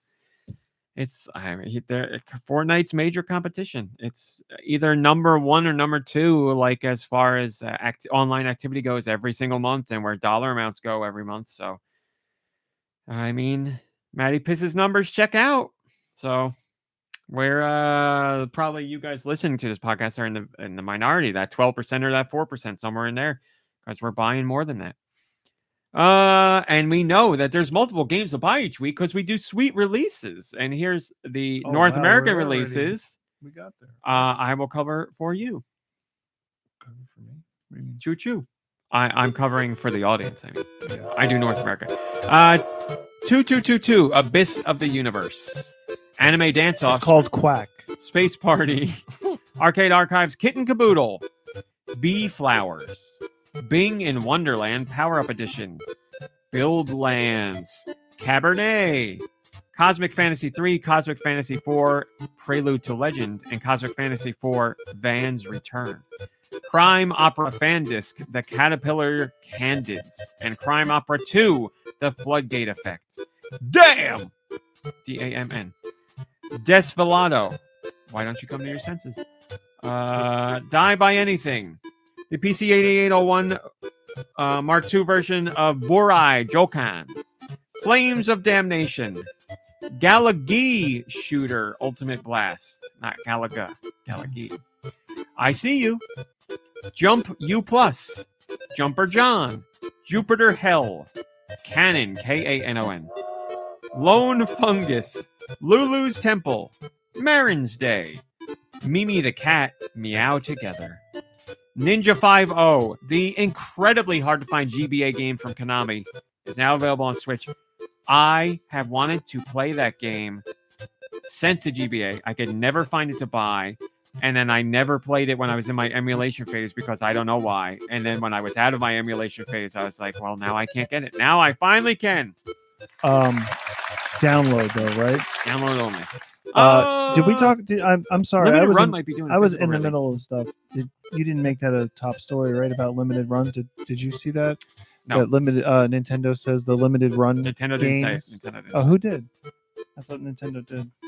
That's what I thought. No, it was a Redditor who came to the discovery. Somebody just said that the Limited Run games can damage your NES or. Game I'll Boy. say the whole details of this. Let me finish my list. My goodness. Ninja Isen, The Scroll of So for all Dimension. those people with games that are releasing.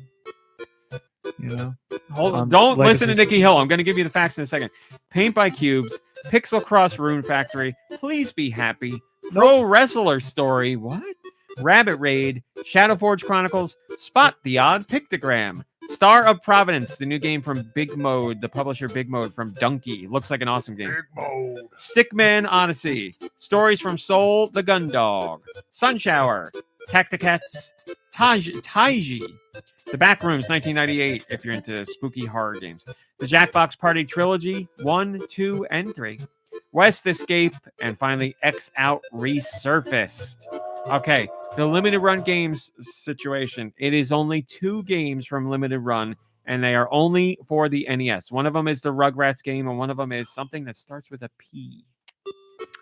I don't... Matty Piss. I don't know why that happened. Let me look it up. Limited Run. So I don't have to worry about it because I'm not getting You're not games gonna for the play it on your NES. NES. So, but it's for the NES. But it's not it even has the Game been. These games have been ruining people's NESs. I'll give you the full details. P.O.Pow is the other game. P.O.Pow. P-I-O-P-O-W. PPOP. So, these 2 NES cartridges from Limited Run games have a 3.3 volt whatever. Oh. It's a voltage issue. The NES has a 5 volt. So, the problem is the cartridges don't have, while they have a voltage regulator, it doesn't have, quote, logic level translations. So the cartridges are pulling power from all over the system, including parts where power should not be pulled from. That can potentially damage your NES and the cartridge. So those 2 games, do not play them on the NES if you have them. If they've worked fine by now, then you're in luck. But it's funny that this has been deleted. I need to look into this more. So do they have to fix people's NESs, or are they just going to be? They're just going to be like, Oh, we don't make those They anymore. issued a statement. The statement has been deleted. This is breaking news right now. Heartbreaking news. I'm gonna look it up because the original statement said you could contact them for details on what to do if there was an issue. yeah, good luck. Yeah, when you contact them, the response you get is whoops. And they're working. Yeah. They're working with. I'm gonna have to do more research on that. They're working. They said they were working with a company to make new cartridges that will work. But that statement's been deleted, so I'm going to reach out. They already hate me, so I'm going to reach out to them and try and get a statement. They won't hate give it to you, me? man. Oh, They okay. hate me too. We talked about this a long time ago. I don't know what it Oh, was. something came up. and Somebody they- at the they company blame hated me for you. some reason. I, to this day, do not know what it was and have no idea why they felt that way. So, and then I said somebody else from Limited Run was reaching out to me to talk to me, and they were very friendly and like nice and giving me all the press releases. And I was like, they don't know that I'm in a fight with them, and I don't know why. So I'll send them request for a statement. Man, they bury the hatch and you go dig it back up again. I haven't yet. Listen, my job. Oh, It's yes, my job. Yes, this is a great story. My job is to be. I am not like. Let me think. How do I say it? I'm not a. I didn't go to school for. Yeah. God damn it! Why are we all so old? For your Words. job. Yeah, for my job. Exactly, for my job. You're exactly right. I'm not a journalist. I'm not a journalist. That's the word. I'm not a journalist. I'm some guy that posts crap. I'm not a journalist, but I still have journalistic integrity. My integrity is for you, or I report to you guys, regardless of how it hurts me. And a perfect example of that is, I'm going to say it. I can't talk about it in specific terms, but there's a story this week that I posted that got me in very big trouble. And I got an email that was like, you have to change the title of the story. Blah, blah, blah, blah, blah. We'll leave it at that. And I read the story because they said it was factually incorrect. I triple checked the story before I posted it. I checked it again and I replied to them and I said, I don't see how what you're saying says that what I said is factually incorrect. I said, are you relating to this part? Because tell me where I'm wrong. And they hemmed and hawed and didn't really say, and they're like, you got to change it. And I was like, The title, the heading, the headline? yeah, they didn't like how I wrote the title. So they because I wanted wrote the it more title for what clickbait? I considered to be the most factually important piece of this story. So companies actually reach out to publications. Oh yeah, I happen to me every week. They but No, it's reached it- just out a and they were really like, bad "Why It's one. just couldn't the you fact click? that- Why Yeah. couldn't you clickbait Yeah, right. this?" Well, that's what blows They my wanted mind. me to. that, like, They wanted me to reverse clickbait it. They wanted me to make a story that would disappear and nobody would click on. And I wasn't clickbaiting it. I was giving the main fact that everybody would want to know about this. So it went back and forth, and then they were like, "We're bringing in somebody else to talk to you about this." And I was like, "Oh God, Oh wow. this is where it worked out great for me." They brought in somebody else who used to work at Nintendo that I know. And I checked and I was like, is this the same person? And it was. And I was like, oh my God, so and so. And I replied to them. I was like, I haven't seen you in years. It was so great seeing you, blah, blah, blah, blah. So basically, I was like hamming it up, letting the other person know I know this person and we have a rapport. Wait, so this is on a this is email. like an email chain that Yeah, they're like, everyone we're going to can- loop in somebody else. And I was like, oh. no, this is what he changed the title of the article to. So oh, so and so. The person, like this other person, I actually am friends with on Facebook. We've hung out outside of working on Nintendo stuff. Like I know this person. I haven't seen him in a very long time, but I know them.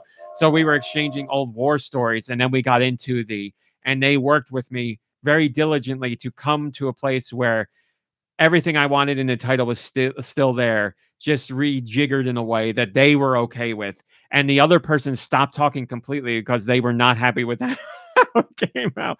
But this was like, no joke, 3 hours of emails back and forth to get to a point where it was okay. And was there ever a point where you could just say, like, what would you like the title to be? And yeah, if I roll over. No, but did you ask that? No, because I don't care what they want the title to be. That's not my job. I don't give a crap. I was going to curse. I don't give a crap what they want the title to be. I'm just curious to know, like, well, they were saying what I said was factually incorrect, and it was not, and that's why it's still there. What story is it? You go find out Do you for think yourself. They were just saying that.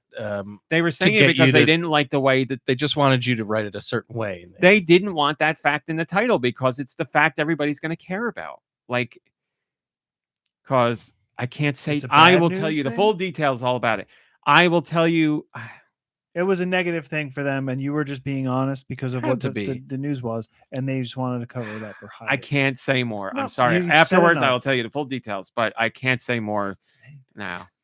You've led me to a point where I can't saying more would get me in trouble, so I can't say more. But Oh, was it the story about the Switch 2 smelling like farts out of the box?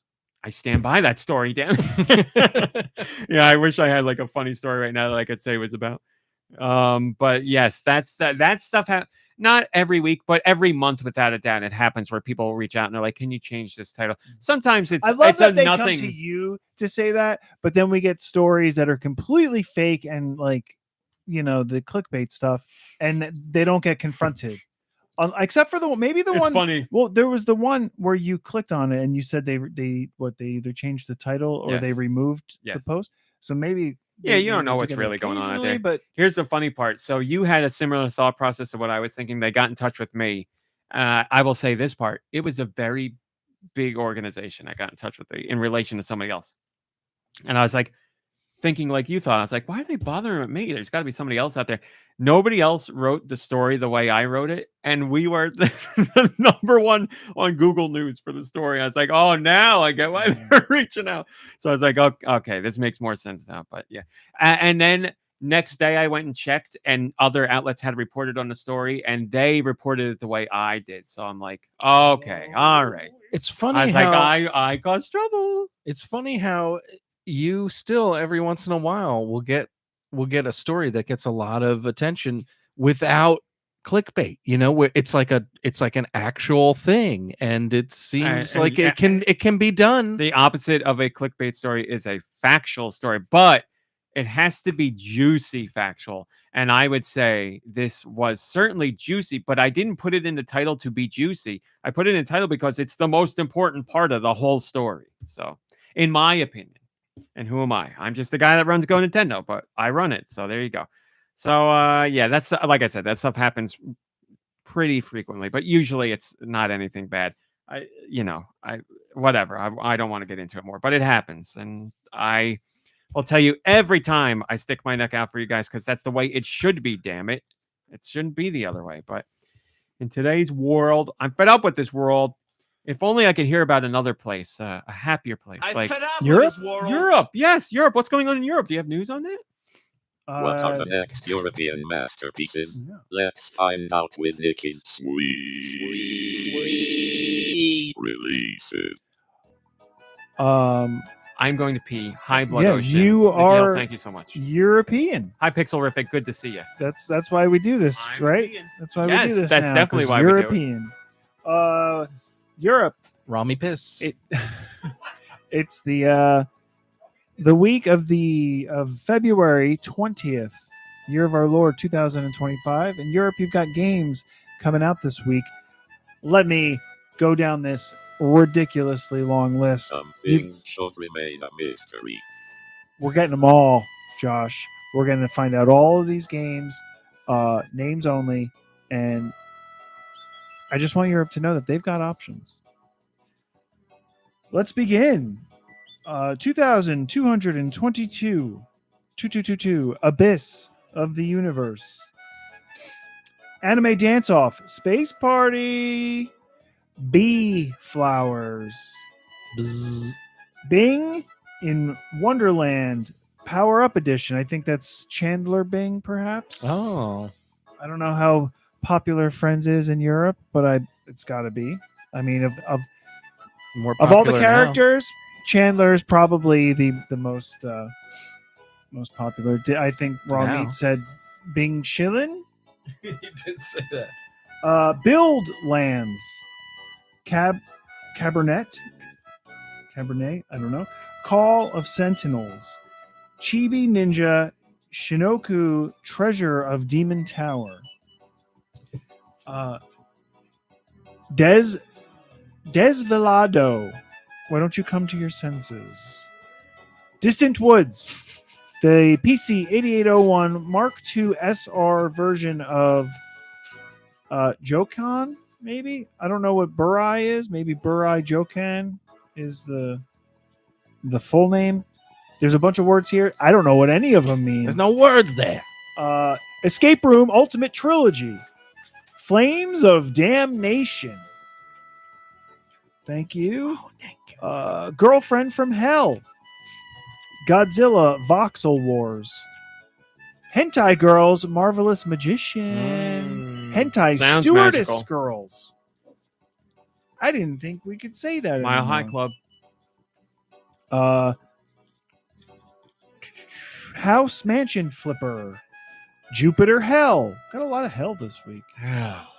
Just Find It 4 Collector's Edition. Canon. Learn and Play Collector's Edition. Little Fairy Dress Up. Marin's Day. I don't know if that's Mark Maron or not, but we'll go with it. Fair enough. Mimi the Cat. Meow Together. Mimi wants a bro och. Minions Survivors. Ninja Eisen. The Scroll of Dimensions. Paint by Cubes. If you're sick of numbers, Tell me That's tell you right. something. You can paint by cubes. Is the next one spelled properly? I have no idea. Yes, it is. Pixel, Pickzle, Pixel cross. It's a puzzle game, but it's the puzzle is trying to figure out what the first word is. Picross. So it's a mix of both. Of course. Rune Factory. Pro Wrestler Story. I'm gonna just check something here. Yeah, I'm in Europe. Pro Wrestler Story. Shadows Bounce Once. Sherlock Purr Adventures. What's the joke there? I don't know. It's They not couldn't even do a cat joke. It's like, yeah, it's Sherlock Holmes and he's a cat. Furlock. Furlock Holmes. Thank you, Nicky Hill. Yes, Sherlock Holmes. It's right there. It had to have been taken. It's like the It had to have goddamn. been taken.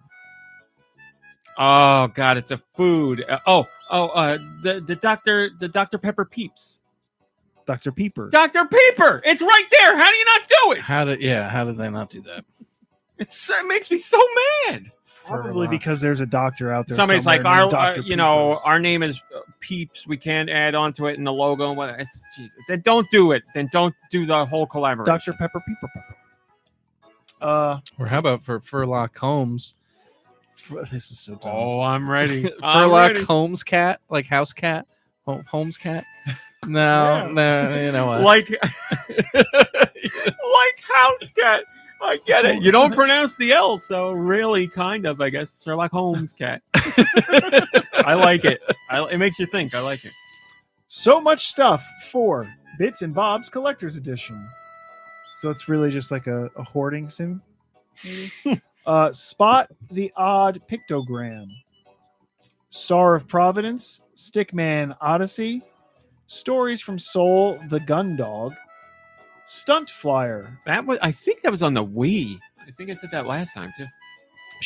Sun Shower, Wait, I have that. Survival Adventures Collection, Tacticats, The Back Rooms, 1998, The Brave Little Pigs, To the Moon, Sigmund Minisode? We landed on the moon. Oh, it's the holiday special. To the Moon, Sigmund Minisode 2 holiday special. Just in time. What holiday? European. Maybe It's European, so the vacation. Oh, vacation. Maybe.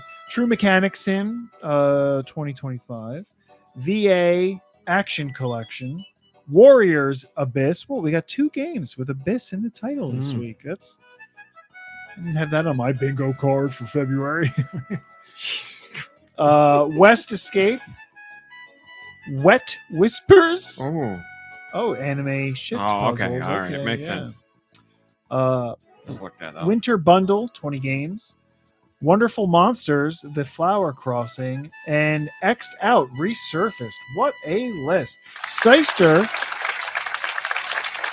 Thank you. Steister left a comment. Thank you for leaving a comment. And Steister said, Nicky, you missed it last week, so I'll say it again. You the man. Oh, Steister, thank you so much. My goodness. Hi. They are wet. I'll say that because they're in the rain. Oh, yeah. Well, what else would wet mean? And that's the European releases, Hey, everybody. Step into a world of mystery, beauty, and emotion with Wet Whispers Anime Shift Puzzle. This immersive and atmospheric puzzle game invites players to piece together stunning anime-inspired artworks, each brimming with intricate details and evocative themes. As each puzzle piece falls into place, a captivating image is revealed, creating a sense of accomplishment and wonder. This is like the crap I would have to write for like Top Golf and stuff like that. They're like put together. Oh my God. Somebody wrote 6 paragraphs about this game. It's a puzzle game where you look at boobs. I mean, good for them. But by the way, it's 50% off until March 7th. You can get it for just $2. $2 for Wet Whispers. Here's your I've heard that $2. before. And that's everything we got this week. Nicky Hill, what have you been playing? Nothing. Nothing. That's great. Deux, what have you been playing?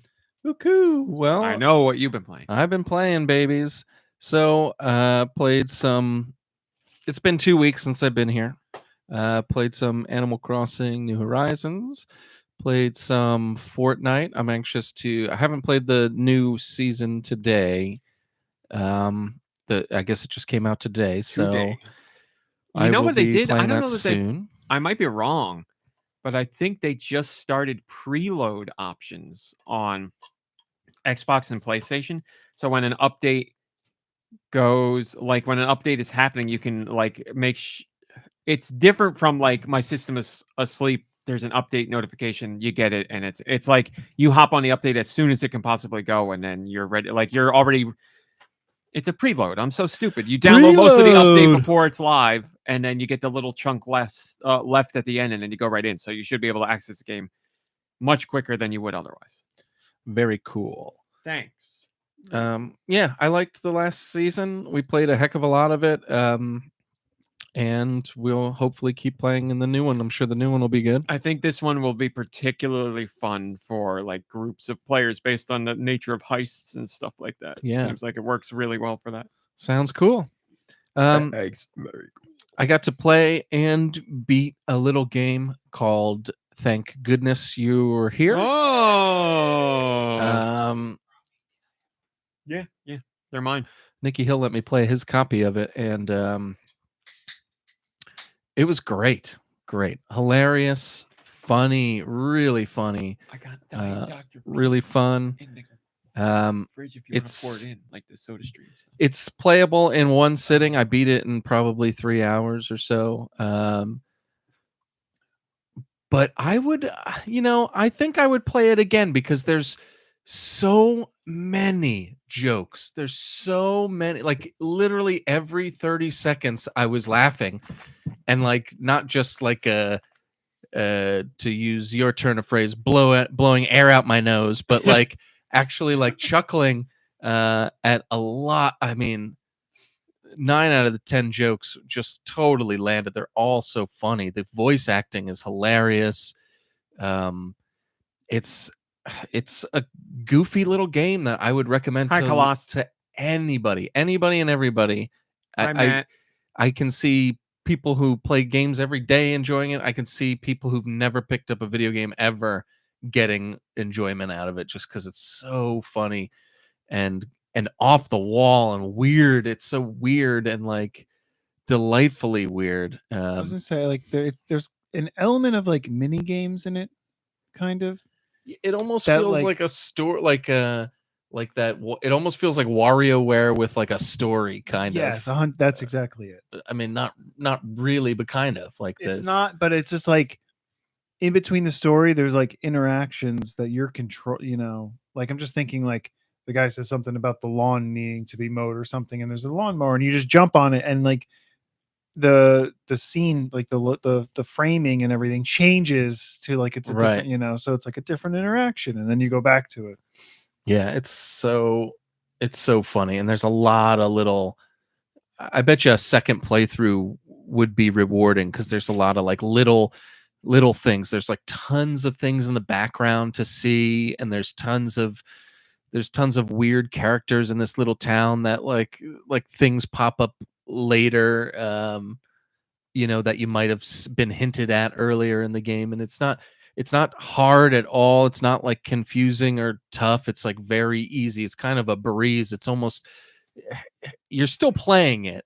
It's not quite so easy that you're just like experiencing it. You're actually playing it, but I feel like people would get a lot out of it just because it's so funny. Like, I mean, every 2 seconds it's hilarious. And man, that Matt Berry is a standout as far as the voice cast goes, but like only because his voice. Everybody's great in it.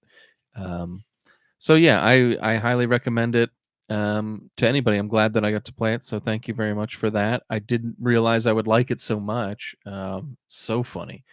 And it's not like Untitled Goose Game, but it's the first game since I played Untitled Goose Game that gives me that kind of a feeling, like where it's just like very low stakes, fun, funny, unique, like something that you would have never been like, like, what I want to do? I want to play as a goose, like you'd never ever do that. And then the game comes out and you're like, oh, this is actually fun. It's kind of like that. Like you'd never be like, I want to be some little weirdo that goes around the town smacking people and helping them with their dumb problems. That's the best part too. Is like you don't interact with it. Like the only way you can interact with anything is just by smacking. Yeah, and it's just so funny. And you go up to everything and you smack it around, and like most things, like will change after you smack it. Like there'll be something that happens, and oh my god! I just Like, want to say because you mentioned Untitled Goose Game, and Microtic got that for the PS4 just this week.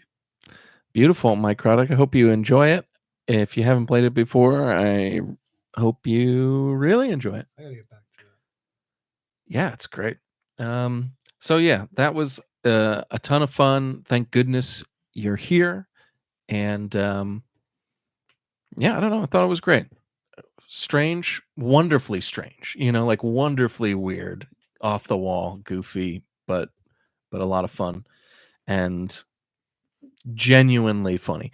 And then most of my time for the past 2 weeks has been playing Kingdom Come Deliverance 2, which came out And a it couple of weeks begins ago. again. And yeah, it was fun. I don't know what I was thinking, because everyone knows that if you listen to the show that I played the first one very recently, like literally just before this sequel came out.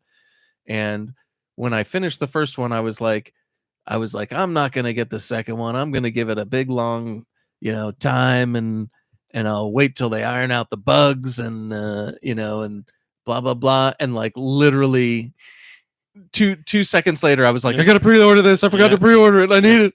And like, so I went and I like pre-ordered it on Walmart, and like Walmart wasn't gonna get it. Like I couldn't get it anywhere. I'd have to drive like 2 hours into Pennsylvania to get a copy like the day after it was released. And I was like, I'm not doing that. So then I ordered it on Amazon, and Amazon wasn't going to ship it until like the 30th of the like at the end of the month. And I was like, well, that's not going to happen. So then I went to it was Best Buy is where I ended up, ordered it, and they were like, it was like, like arriving, I forget what the release day was, Friday or something, let's say. I think it was a Tuesday. It said arriving Tuesday. And I was like, there's no information about like a shipping number or a package or anything. And it says it's arriving Tuesday, which was at the time the next day. Mm-hmm. And I called them up, and actually it was a chat online, and like the person was just like, I assure you it's coming. They said it's coming. If you don't get an email by the end of the day saying it's coming, I'd be very surprised, because I was going to cancel. So I said, all right, I'll give it till the end of the day, whatever. And I did get an email, and the email said that it wasn't shipping for another week and a half. So yeah, I just, the next day I was, so the next day I was so fed up with the whole situation that I was like, why am I even doing this? Just so I could die and leave discs to the world to like fester. So I just downloaded it. I did it the old-fashioned way, which ironically is the new way. The old new fashion. Yeah, which is ironically the new way. But like, yeah, so I was like, screw it. I downloaded it. I still got the day one gold edition, so I'm gonna get all the DLCs for no additional is that cost. why you were fighting for the day one version? Or? Well, I wanted the gold. I wanted it because I wanted to play it, but I wanted the gold edition because I knew I was gonna like it, and I wanted the DLCs. And that was one regret about the first game. I didn't get the DLC package when I first bought it, because it was only like $5 for the regular game because it was on sale, and B, I didn't know if I was gonna like it so much. And so I was like, you know what, I'm definitely gonna like the second game. Let me get the DLCs too, so I got the gold edition. I still downloaded it. It doesn't matter. It just doesn't take up space on the wall. Like, what's the big deal? Of course, yeah, I canceled. So that long story short, I started playing it, and it really does improve almost every single thing about the first game. They've stepped it up. These developers, I really have to give them credit. They not only does the game run very well, like, yeah, it has its issues, but it's a huge game with a ton of stuff to do, and a ton of things going on at once, and it looks great, and it runs really well on my PlayStation 5. But they've stepped it up in like the storytelling and the cutscenes. That's just all so cinematic. Like it could be a movie. Like I don't know who's directing it, Yui Bowl. but it's impressive. Whoever's doing it. He did a King something, right? It wasn't this. Well, it wasn't this. This is just starting, I think, to get popular now. Maybe if 2 million's popular, right? That's 2 million's good. in 2 weeks, or so like came out February 13th, so 2 million in I mean it got really good reviews, and I think it's maybe I'm sorry, it didn't come out February. Ignore that. Maybe getting some attention because of its reviews and because of how in such good shape that the game is in, excuse me. But yeah, the cutscenes and the music and the voice acting, they stepped that stuff up a lot. Like I'm very into the story. I like the characters a lot. What was disappointing for me about the first game, and I'm sure it was more disappointing for people who've played the game back in the day, because the game came out like 8 years ago or something like that. So luckily for me, I just played it, because by the time I was done with the first game, I was like, that was just a prologue. Like seriously, I sunk over 100 hours into this, and the story was literally a prologue, and there's no resolution. It leaves you on a huge cliffhanger, and there's so much more of the history, like the actual history, that the game still needs to tell. So playing the second game, it's like, oh my god, like it's just great, because they stepped up all the story stuff, all the characters that you liked from the first game. Most of them have like bigger parts and are fleshed out, and it's like it feels like a real continuation of the story, but you finally feel like you're getting somewhere. And I don't know, it's just so well done. The music is great. The music is cinema quality. It's like it feels like a movie. Like it feels like a whole piece of entertainment, like all rolled into one. It really, really does a great job. I would say, because I don't want to talk about this forever, and I usually do when I get like this, so I'll just try to. Oh, so sorry about that. I'll just try to say that it suffers a little bit. I don't want to say suffers, but it still has the issue of its systems work when it's convenient, and like not, and like doesn't when like certain situations. For instance, like you're always trying to like be clean, or like eat food, make sure you're nourished, make sure you have your energy levels, you got to sleep and all that stuff. So like they've stepped up the interactions with NPCs, where you're like filthy, covered in blood, like literally rolling in poop or something, and people will be like, "Oh, you need a shower." Like they'll say this stuff, and it's like really immersive. And then and they won't even be giving you. They'll just be people on the street, and then like you'll get to like a mission, and in the cutscene you'll be like covered in blood, covered in mud and poop. You have the little smelly icon in the corner, so you know you don't smell good, and the people will just be like, yeah, welcome to the party, like come on in, like here, you're the waiter at this you're the waiter at the king's table, like undercover, and you're like covered in blood and poop. And it's like, wait, like the lady outside wouldn't even talk to me. Oh, so how would you fix that? Like, would you just not be able to engage in that that's the thing, mission? Because it doesn't. Yeah, see, that's the thing, because like the only thing they could do is just be like, well, come back after you take a shower, and that's like boring, like it's like I'm gonna They could leave do that, and then like the screen fades back in, like and you're exactly, like that was done. You don't need to go do it. It was done. But it's just funny to me, because they put in so much detail into little things that you may never even see, or like and then when it comes to like a main character, a main story thing, it's just like whatever. Like it doesn't matter that you're covered in blood and filth, or those are small examples, but they're going for like this kind of lived in world where it feels real, and all the systems kind of like feed into each other, and for the most part it really works. And there's like a lot of unique things that can happen. You could talk your way out of almost anything if you have a high enough speech skill. A great example is I was caught picking a lock and the lady ran to the guard and told the guard, and the guard ran over to me and was just like gonna find me and throw me in the stocks. And I decided to talk my way out of it. And the excuse my guy used was that the pick or the lock had dust on it, and I was a locksmith that specialized in cleaning locks. And the guy was like, but that's like a lockpick in your hand that you were using. And I was like, no, it's a special cleaning tool for the lock. And the guy's like, oh, okay, my mistake. And like literally like that like let you go. And it was like so stupid, but it was so funny and rewarding because like I had like worked that speech skill to get out out of situations just like that, because I'm not going to stop stealing from people. And like I'm not going to pay a fine, because if you pay a fine, then they take away all your stolen stuff that you have on you, so you have to like talk your way out of it.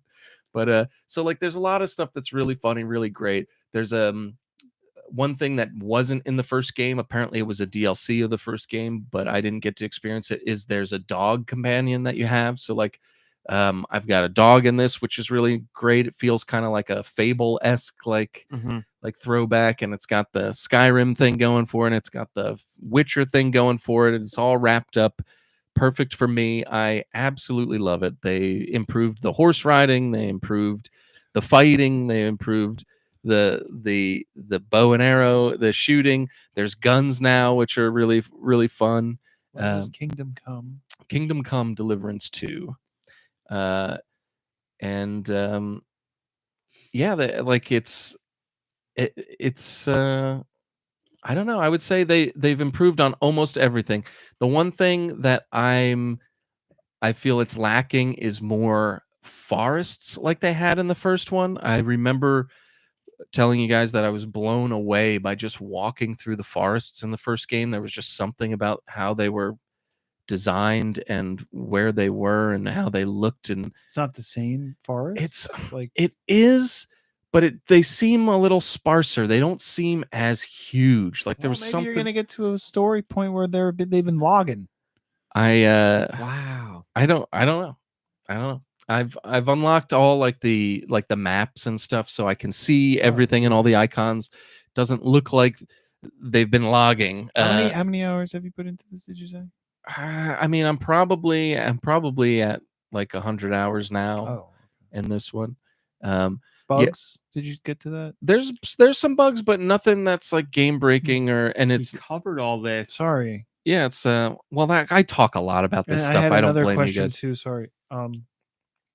What's the name? Well, two questions. One, so Who you're was your playing daddy? as the same character? You're the same character. But like you have to rebuild your abilities, you start over? Something happens in the beginning where you have to kind of kicked in the head by a horse. It's not that bad. It is the classic, like something happens in the beginning and you have to like gain all your powers back. Right. It's that classic motif. Metroid. That would be great though. It was like your guy gets kicked in the head by a horse and he just gets amnesia. And I mean, it's better than the dust lockpick scenario. So. Well, it's because you just finished playing the other one, right? And so now you had to rebuild all of those skills. Almost all the skills. He knows how to read in the beginning of this because you learned in the first game how to read, so you don't have to go through the hoops of looking at but yeah, like you have to relearn all your stuff, which is, to be honest, that was part of the fun for me, like starting as a know-nothing peasant with literally like a potato sack on you and having to and no money and having to earn the trust of people in the town and scrounge money, and there's different ways to do it. And so especially in the beginning of this game, you have nowhere to sleep, even you don't even know, you're struggling, man. You could pass out from not sleeping.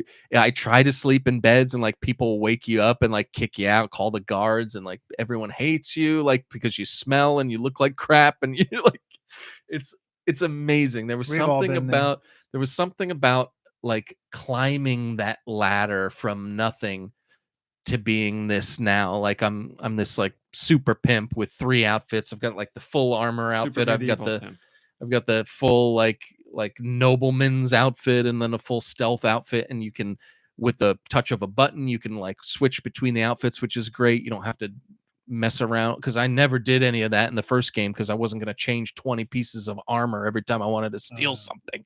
So like all this stuff has been improved. It's really great. It's wonderful. The like I said, I've been really impressed with the cutscenes and the story. The story was fine in the first one, but like I said, it was a little truncated and it wasn't anything special. It was like pretty run of the mill, where now I'm really digging the story. The locations are great. It's really beautiful. Lots of fun, and I'm just enjoying the crap out of it. So hopefully I will.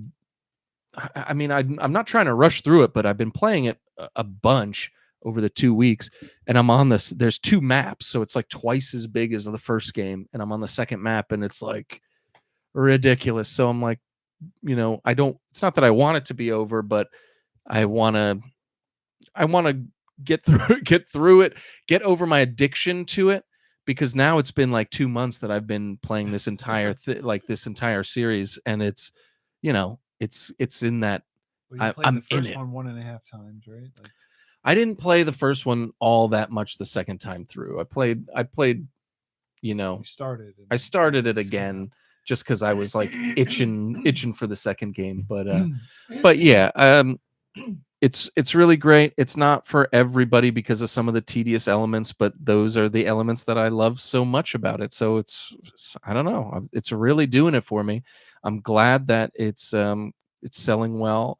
I wish all the developers all the best. I mean, there's so many little Easter eggs and stuff. There's tons of nods to different like other games and anime and movies and stuff. They're really doing it.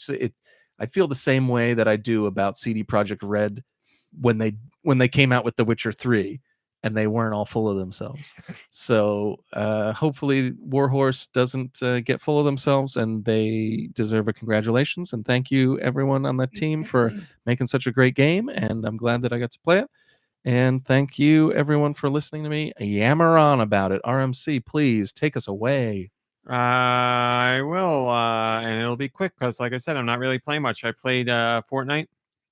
I tried out the new season today, so I can talk about that.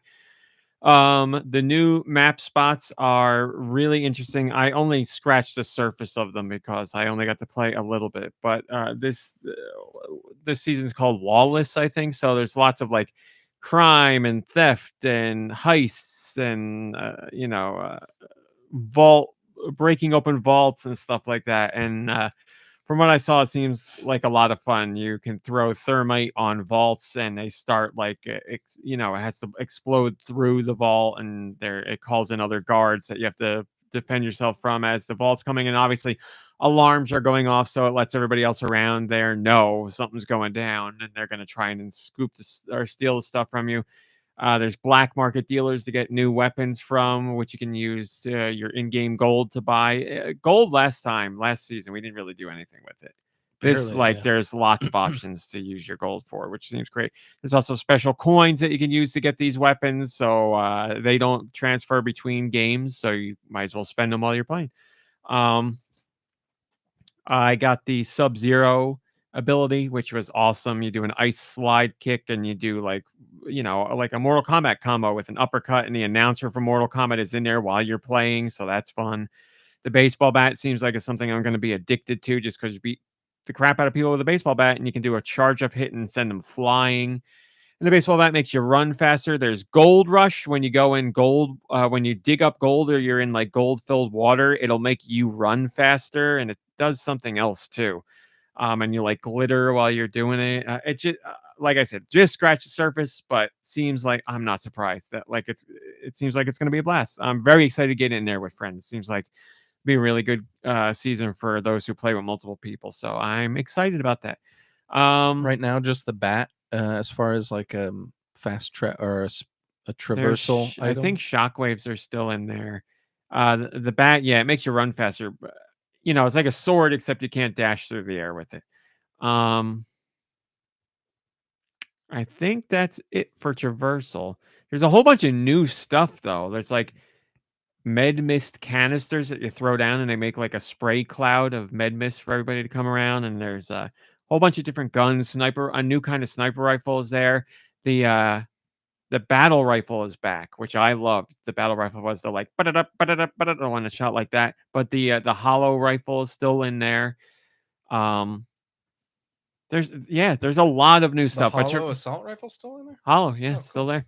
I didn't know it was going to be there either. But like I said, that ram, whatever it is, that drill ram, rocket ram, whatever it was, that is coming later this season, and that should be for traversal as well. So, I heard there's a dual wielding shotgun. I did not pick it up in my games. Doesn't mean it's not there, but yeah, they've already talked about it. So it's either now or later this season, but it'll be there. So I liked what I played, and I'm very eager to play more. And then I was trying to snap myself out of a funk, and there's a game I've been looking forward to for a long time, and I was like, I need something that's not like Wet Whisper. Do let me borrow Alan Wake 2, and I really want to play it. I'm just not in the mental space to play that because that's like a action game where you got to pay attention and lots of intricate story and like all that stuff. And I can do one of those. I can't do both at this. Like I just know I'm not in the right mental spot to do it. So I was really looking forward to Don't Nod's new game. The actual team that made the original Life is Strange has put out their new game, Lost Records, Bloom and Rage, and I've been looking forward to that. But I played like an hour and a half because I'm like, I'm not in the place to do it right now. I liked everything I played. It's a story about, I don't know. It's a story about like the I'm guessing the majority takes place in the 90s about 4 girls that become friends, and something weird happens to them out in the woods. Like I don't know what happens, but they go through something. And it's about them all meeting up decades later because they have to because of this thing. So like you play as the adult version of this one girl in first person, and you're going to places and you look at things and I'll have you remember things that happened when you were a kid, and then you go back to when you were the kid and you play third person traditional like Life is Strange kind of stuff. And obviously there's lots of story. It's all about story. That's what it's about, except it's a really cool video camera mechanic. Like environments are filled with things that you can take videos of, and they'll slot into certain categories. It'll be like birds or I'm trying to think of what else, people or graffiti or whatever. And you record them on your old like camcorder, and then the clips get like put into like a memoir, and you can reorganize the clips, and then it puts together like a little video that you watch that's narrated by the main character, and it actually uses the footage you recorded. I'm like, this is a really cool idea. So you learn more about the character and the locations and whatever by putting together these little videos, but it's superfluous. Like you don't have to do that stuff if you don't want to. You can just continue on, but I was really enjoying doing that. But yeah, it has all the stuff I want so far from a Life is Strange game, except it's not related to Life is Strange at all. It's coming out in 2 parts. The first part's out right now. But the gameplay is kind of like Life is Strange. It's exactly like it minus the camera part. Yeah, it's conversations with people, and sometimes you got to make decisions quickly, and let you know when you make a decision, it's going to be an important one and stuff like that. So, and it's the team that did the original. It is the exact Life is Strange original team. Yeah. So then that means that the Life is Strange sequel with Max that just came out was not them. That is correct. Yeah. And the original team was saying, there were decisions made that we wouldn't have necessarily made, but we stepped away from that because we're doing other things. So. I hate that. The new Life is Strange is good. It's very good. Yeah, but like the original creators were like, we wouldn't have done this. So now we no. non-canon... They didn't say that. They didn't say that. They said there were decisions made in the game that they wouldn't have done. It's not about. They had the option of making another one or doing something new, and they wanted to do something new, so that's what they're doing. It wasn't about not continuing the franchise. It was just another team, and there's members between both teams that were working on the original. It's just that Lost Records, Bloom and Rage is the main team that did the original Life is Strange. So, and that's what the game that you're playing is called, Lost Records. Bloom and Rage. Yes. And that's like You want me to explain the name to you? I'm an hour and a half in. No, nope. Actually, thank goodness it's named that. I think that's a great name. It has something to do with records and maybe tea or something. Or I'm gonna. Based off of what I've seen so far, I believe the name of a band that the girls make in the game is called Bloom and Rage. Oh, So Lost Records would have a dual purpose in the I title, thought it's and Bloom and Rage would be the name of the band. the like one of the final scenes of the game takes place out at an Outback Steakhouse, and one of the Bloom- characters takes a bloomin' Ampersand onion. Rage. They take a bloomin' onion and throw it across the restaurant in a fit of rage. Quick question: which one makes you more angry, his story or my story? no, I'm not angry at all. I'm wondering. I would be raging if they didn't have the bloomin' onion, but they well, had again, it. I'm only a hour and a half in, so I don't know for my part, but in his version they have it. So, well, and he blew the ending of the game for you. So yeah, I'll get back to it when I have more mental focus. I don't know what to tell you. I wish it was different, but it's not. What system are you playing that on? Xbox. I just get everything on Xbox. Like if it's on the Xbox, I'll get it there. I am so mad at the PlayStation. I don't even like looking at it. So. It's on the Xbox. I already have like my headset and everything set up there. I got the new controller. I'm like, whatever. I know I'm like, if I turn on the PlayStation, I'm gonna have to update a whole bunch of things. And what I was like, whatever. I'm unless something I really, really, really want comes out on PlayStation and it is only on PlayStation, then I really don't think I'm gonna touch the PlayStation. It makes me mad. It legit makes me mad. But that's just me. We have questions. Send your questions to goninpod@gmail.com. Where? GoNinPod@gmail.com. They can be about Maybe I will. Nintendo, video games in general, or whatever the hell you want. Radical Defect says there are 3 early Kirby games referred to by fans as the Dark Matter Trilogy. I did not know that. Kirby's Dream Land 2, 3, and 64 all share a continuity with each other. The main antagonist is the same, and Kirby's animal friends are major characters, or were gonna be, but got cut in the case of Kirby 64. These games were directed by Shinichi Shimomura. He worked at HAL until 2002 and then disappeared off the face of the earth. No one knows what he's been up to before or since. Other websites even reached out to Nintendo for comment when writing about him and got nothing back. Well, getting nothing back from Nintendo, let me tell you, I know a lot about that. This guy is one of my favorite Nintendo Unsolved Mysteries. Did the animal friends more or less disappear from Kirby for multiple decades because of this guy? There's even fan conspiracy theories out there saying he was Shigesato Itoi under a pseudonym or something. Anyone at the table have any similar unsolved mysteries in gaming? Prolific people don't just vanish without a trace, or do they? I did not know this story, and this is fascinating to me. I love it. I'm going to read all about this later. This is so cool. Man, I love that stuff. That's great. And Kirby 64, man, that's a special kind of game. That's got a unique vibe to it, and that's the one he went out on. Was he saying something? Was he trying to say something? And who's Itoi? Earthbound mother guy. Oh, okay, yeah. Itoi is mother. And I feel like, I mean, I don't know that guy at all, but I feel like something weird like using a pseudonym for 3 giant games would be something he would do. Right. Man, I cannot wait to research this. This is exciting.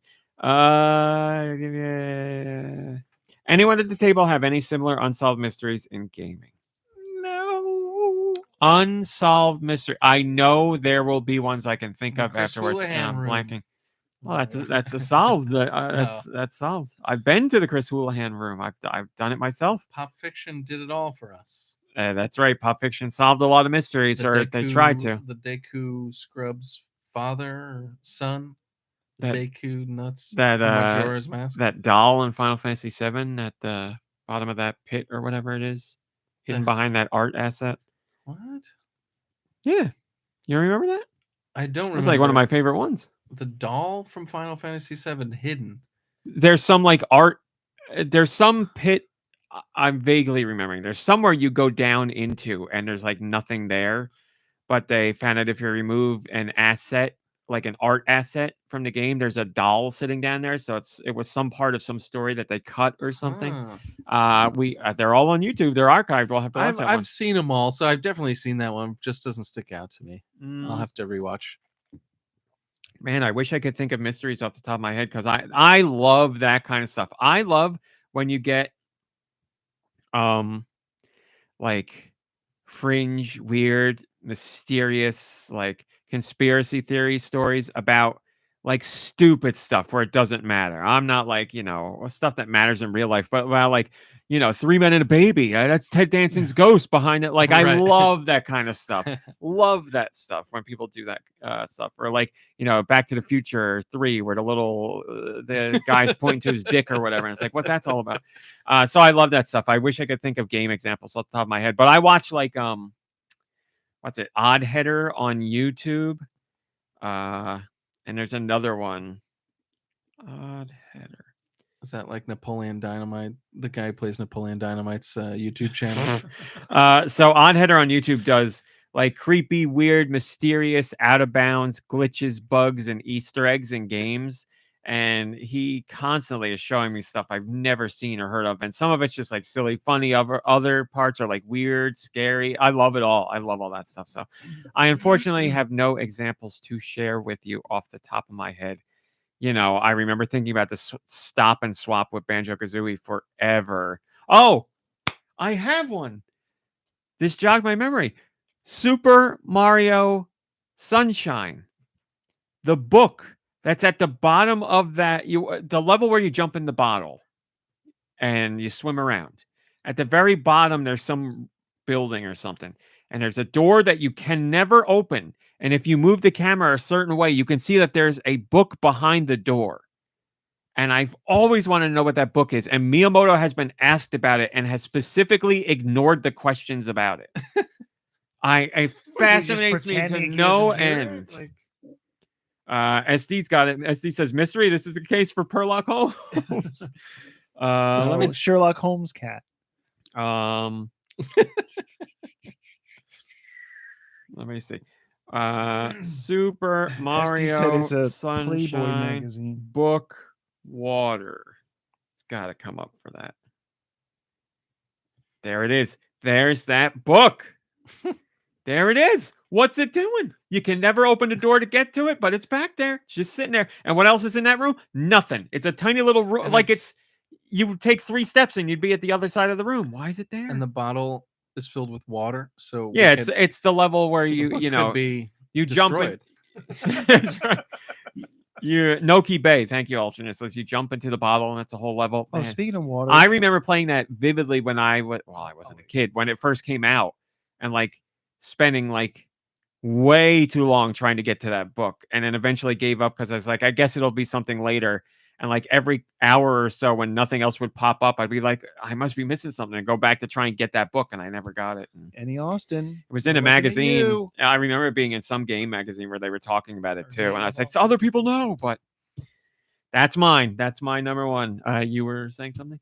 I'll talk about it later. Oh, okay. You got to be pretty good by now of knowing when you're playing a game, like what's doable and what's not. I know you like to experiment, and that's what that you have fun doing that. But like, you're probably so tenured right now as a gamer that like the systems immediately. Like if you played that Noki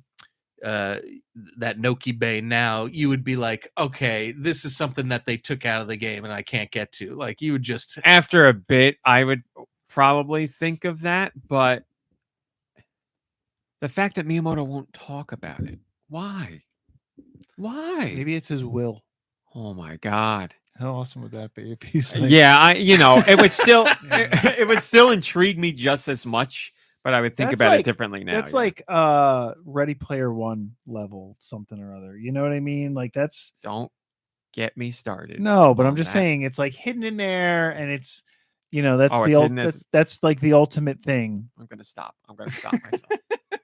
It made me so mad. So mad. If you get to that level and you go backwards at the start of it, you probably get behind that door. Yeah, because definitely no one would ever think to do that ever. Ever. Yep.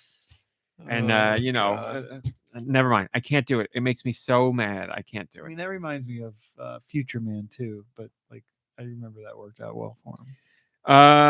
Okay. The whole thing is like he's been playing this game. Oh, spoiler alert. It's like the first episode. Yeah, he's been playing this game for like years or whatever. Nobody can complete this game or whatever. And he's like, I got to try something different. We Okay, have a I'm Patreon done as well. talking about Oh, it. I thought you weren't done. I'm sorry. I apologize. I'm always done. I apologize. I really did think you were done. Dude knows what I'm talking about, and that's all that matters. Yes, sir. We also have a Patreon question. Dude, did you know that you can join the GoNintendo Patreon For $1. for $1, where you can listen to me rant about Bobby Kotick or read me rant about Bobby Kotick?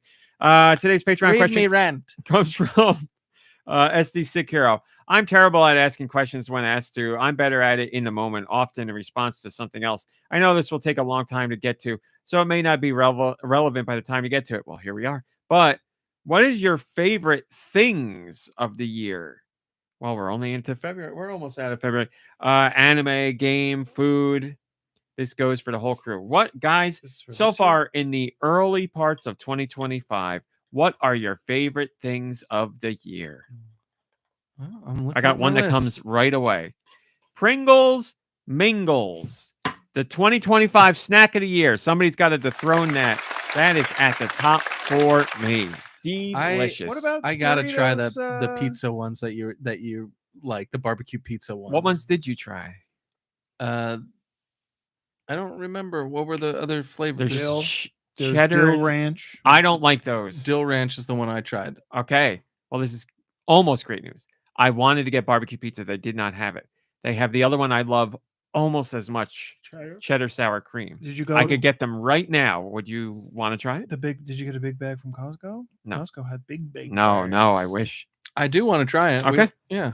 You know I love that. You But guys what about the sriracha Doritos though? Those are golden really good. sriracha? Excellent. They're in top. That's a top 10 snack of the year. Nah, that's a top 5. That's a I top saw 5. them. The only place I've seen them so Years far. early.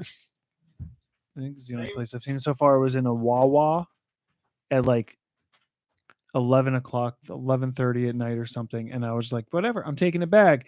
And the cashier was like, are these good? Like, I see a lot of people, pulling these. I'm like, I'm buying it at 11:30 at night. Like, I'm definitely not eating them now. Texture, flavor. And she was like, Love it. are they spicy? And I couldn't remember how spicy they were. I just remembered the flavor, like the golden sweet, sriracha? the sweet and They had spice to sour, them. They like had a sweet. kick. No, they do. But the cashier at the store at the Wawa was like, are they spicy? Like, they really hot? And I was like, I don't think they're that spicy, but they taste really good. And I don't know, like, I think she likes the hot, which is just great then, because I've had them. Oh, since. this ends with us not knowing how she feels about them. I don't know how she feels about excellent. them, but Those are good. Those are tasty. well, I was gonna open the bag that I just bought and be like, "Here, random cashier, eat this." But But you are going to think about her months later. yeah, and I but I hope she liked them because they're much spicier than I kind of pitched them to be, and so I don't want to like. How many nights have you laid awake thinking about this? I haven't laid awake, but I did see this thing on like Facebook Reels that said, the person that you think about years after the relationship, that's the person, like they have a piece of your heart or something. So This person, I convenience guess, store she must have a piece of my heart because I've been concerned for her and her, Have you seen her there since? her heat tolerance. Because if she's I not haven't there, been you know there what? since, You got to no. check in. You got to ask I about her. know. Wait, so does that mean that the guy who worked at the convenience store that I went to when I was wearing that Smith shirt that commented on it, didn't speak English, but Yep. was reading the shirt? Mhm. Because I still think about that guy. He has a piece of my heart. Yeah. Well, oddly enough, someone has a piece of my heart, and I never even met them. It was the guy at Dunkin' that you talked to and had that horrible interactions with. So, I think about that. was so think about that embarrassing. pretty often. That was Wait, so what? embarrassing. So good. Is your story to tell if you want to tell I it? don't even remember it exactly. I know I wanted coffee with milk, and Every part of the interaction there was wrong. there was more than just the order too. something Like, about his shirt too. yeah, there was something You about he was wearing. That's Oh. right. He was wearing a Dunkin' Donuts shirt with Baby Yoda on it. Yes. And I was like, oh, cool merch. Like Dunkin's you got a heard this? partnership Have with you heard Disney. this?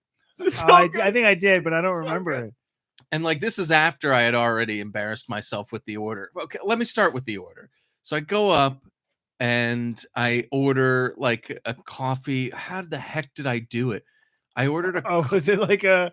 It was one of those situations where I wanted a coffee with milk. And you asked for a black coffee. Did you? Is that what it was? I asked for like I don't remember how I ordered it. Darn it! Do you remember? I don't. RMC, I how remember the shirt part. I don't. I knew you screwed up the coffee order, but because I ordered coffee with milk or something, and like I don't. I screwed it up, and like he.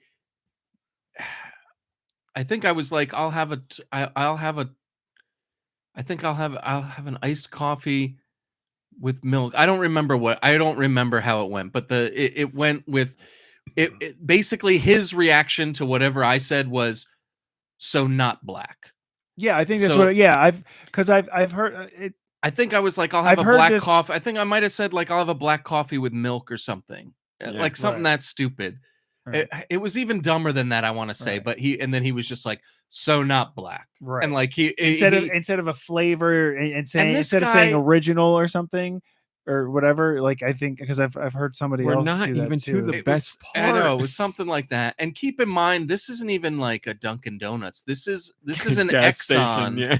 with a Dunkin' Donuts in it. Like, and the Dunkin' Donuts is like literally like a shelf, Yeah. and the guy's standing there. So this guy has to deal with like morons all day, and I'm just the newest one. And then he's wearing this Baby Yoda Dunkin' Donuts shirt on. So because I was embarrassed with how the order went, I was like, I got to butter this guy up so he doesn't like, screw up the drink that he makes.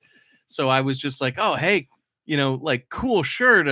Dunkin' and Disney have like a partnership or something. And he's like, no, I bought this on Amazon and or something like that. And then I was like, oh, they let you wear it. And I think he was just like, they don't know about it or something. No, like didn't that. I thought he said this? He got it because it was the only one that fit.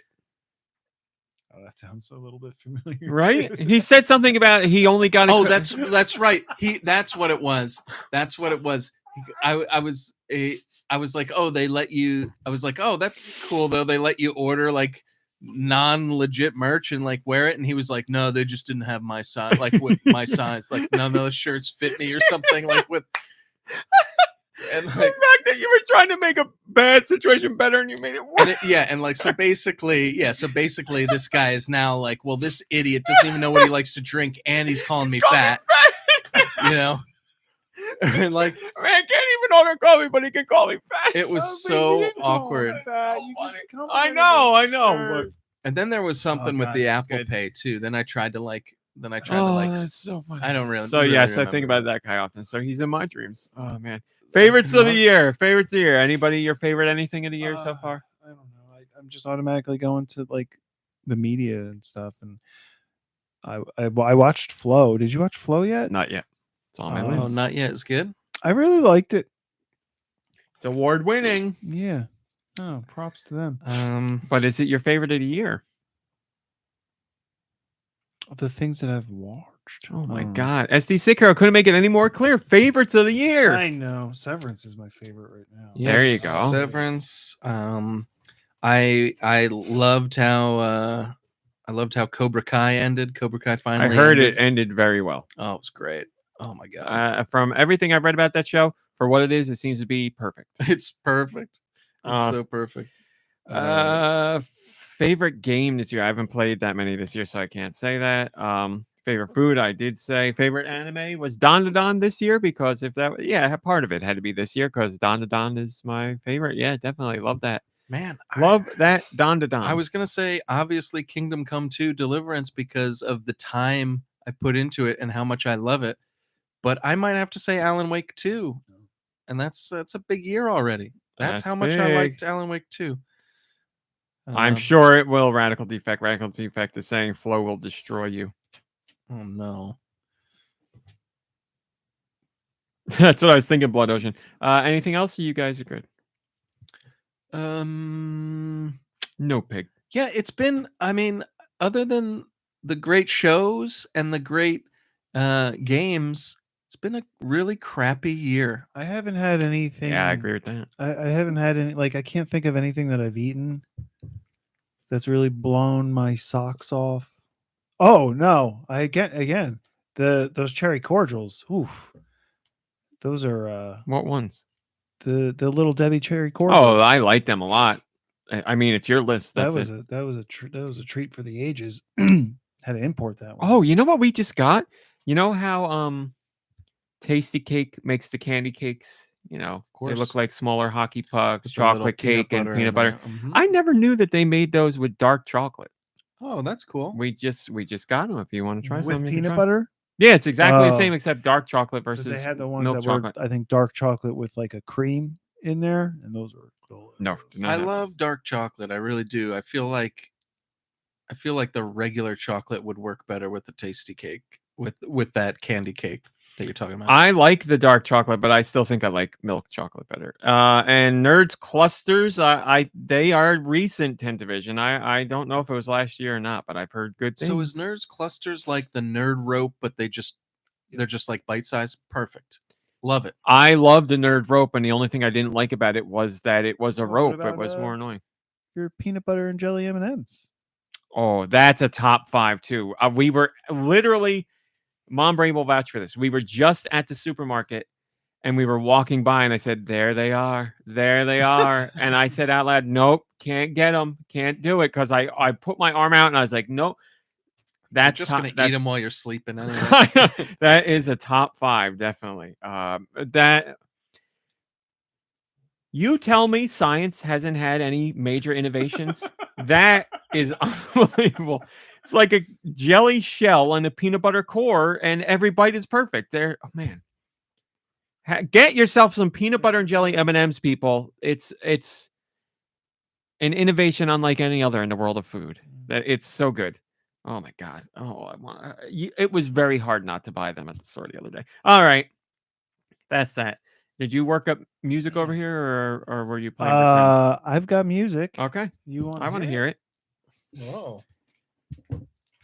I got music. You want to hear it? You want to hear it? I'm trained. Send your music to goninpod@gmail.com. Where? goninpod@gmail.com. will. Put Nicky Hill in the title. Help out your local Nicky Hill.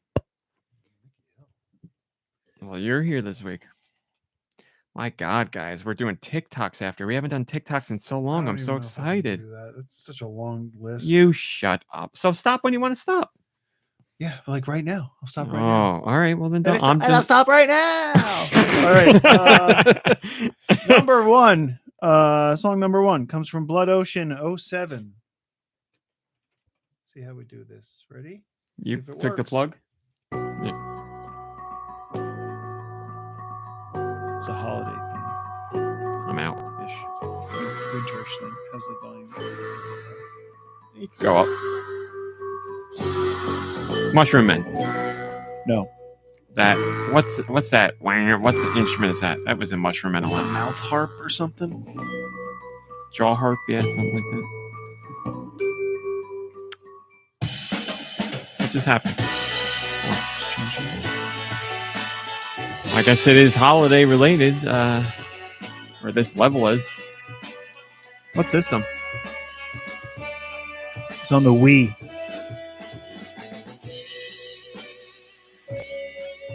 This is like, I like this style of music, but this is like my nightmare because I don't like this kind of cover of like songs that everybody's heard a billion times. I got no idea what this is. Is this a cover song?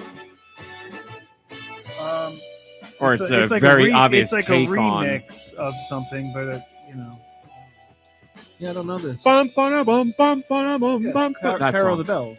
Oh, duh. I don't know what it is. The game was Bully. Oh, I played Bully. I don't remember the soundtrack at I all. never played it. This next one is from Wired. I gotta get to it. Let's see. Bing, bada, boom, boom, boom, boom. Ready?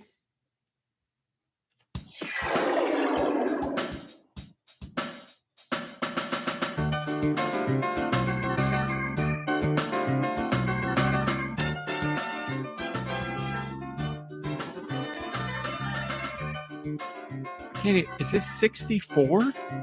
Correct.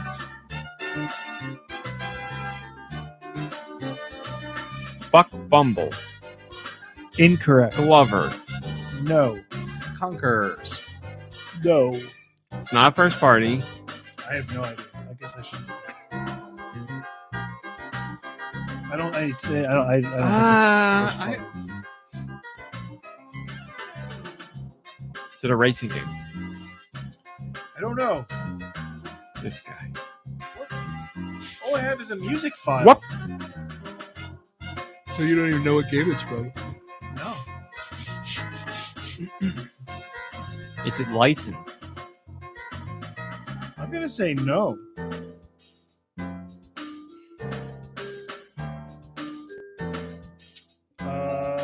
It says it's a platform game.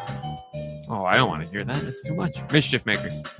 No. Oh, you didn't want to hear that? You said it was a racing game. Yeah. Platformer N64. Jesus Christ. Earthworm Jim. No. What kind of horrible platformer is this?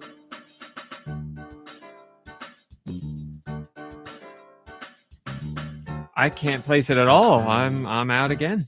Yeah, I don't know. Platformer N64.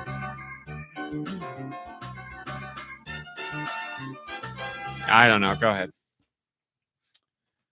Rocket. Robot on wheels. Oh, yes. I never played it. I always wanted to rent it, but it was out every time I went to go rent it. I remember. Boy, we're doing great. So, sorry, so let me check this here.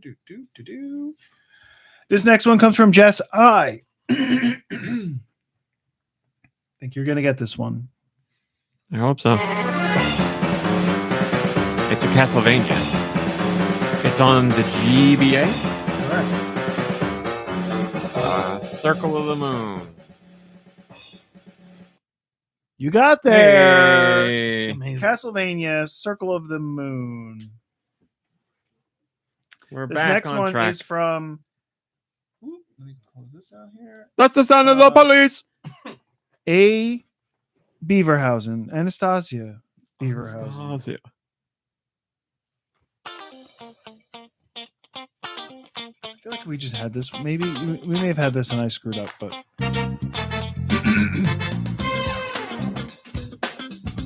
What system? GameCube. Billy Hatcher. No. I believe we've had this recently. Not this song, but this game, and it threw us off as well. Oh no, is it Sega? No. Okay. Is it a sports game? No.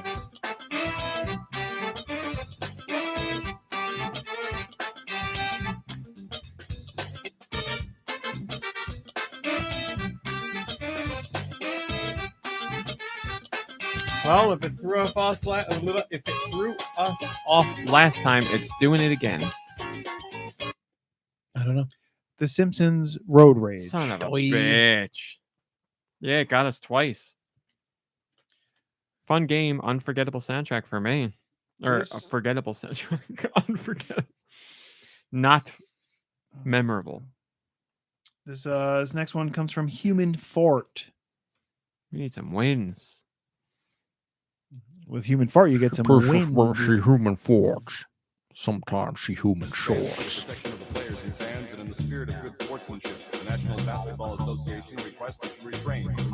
Okay. It's basketball. Arch rivals. No. I'm gonna guess it's on the N64. Yeah. This also may not Kobe be- Bryant. Correct. Kobe Bryant, What? NBA courtside. Yeah, I'm not. You I'm got a big enough of sports it. game fan. Wait, I Kobe also Bryant had a Nintendo 64 game? R.I.P. Wow. I may have also played the wrong version because the one didn't load. The video was removed, so I looked it up again. But Going the extra got it. mile. also, Human Fart sent this back when they sent in the song. Says, "P.S. My firstborn son is due tomorrow. What so- date is this? So by what game? Nope. What day? Yeah. So by the time this gets played, he should be here. So welcome another GoNintendo podcast listener. Who sent this? I'm sorry. Human fart. Well, human fart, congratulations on your new son, Kobe Bryant Fart. Who is now, what, 4 years old? Because that was December 11th, 2020. Whoa, really? Holy cow. Yeah. So, I hope he's a big fan of Kobe Bryant. yeah. Well, congratulations to you and the fam. And you got that one right, huh? Good for Yeah, you. it's a sports You're game. I'm out not gonna get there. it. I'm not gonna miss a sports game. This next one comes from Regnilla. And this is another situation where I had to look it up. But I think I did good here. Oh, why do I know this? Yeah, I definitely know this. Do I know this? But I haven't played it. It's got a woman singing. It's jazzy. I haven't played it. Is it Persona 5? No. No? I really thought that was gonna be it. Persona 5 Royal. Persona Tactica. Persona 5 Tactica.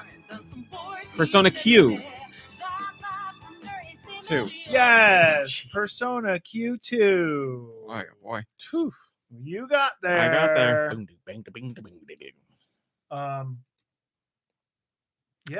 Yeah, you got it. I hear that song often, but I hear the chiptune version of it.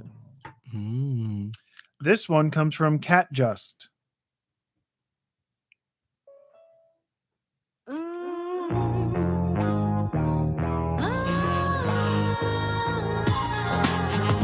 Persona 5. Wet Whispers. No. I mean, it's jazzy and it's got a woman.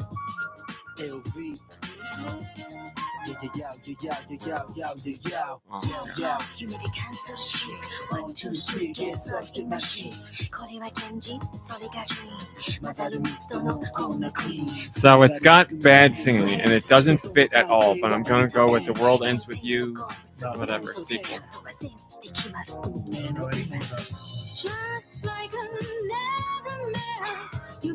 Shin Megami Tensei or something. You're way off. Sorry.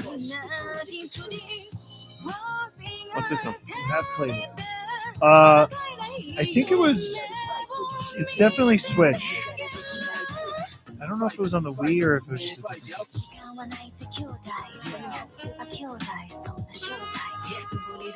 I've played it, boy, and it's not ringing the bell at all. Why do I kind of like this? No, just the Switch, but also it was PlayStation 4.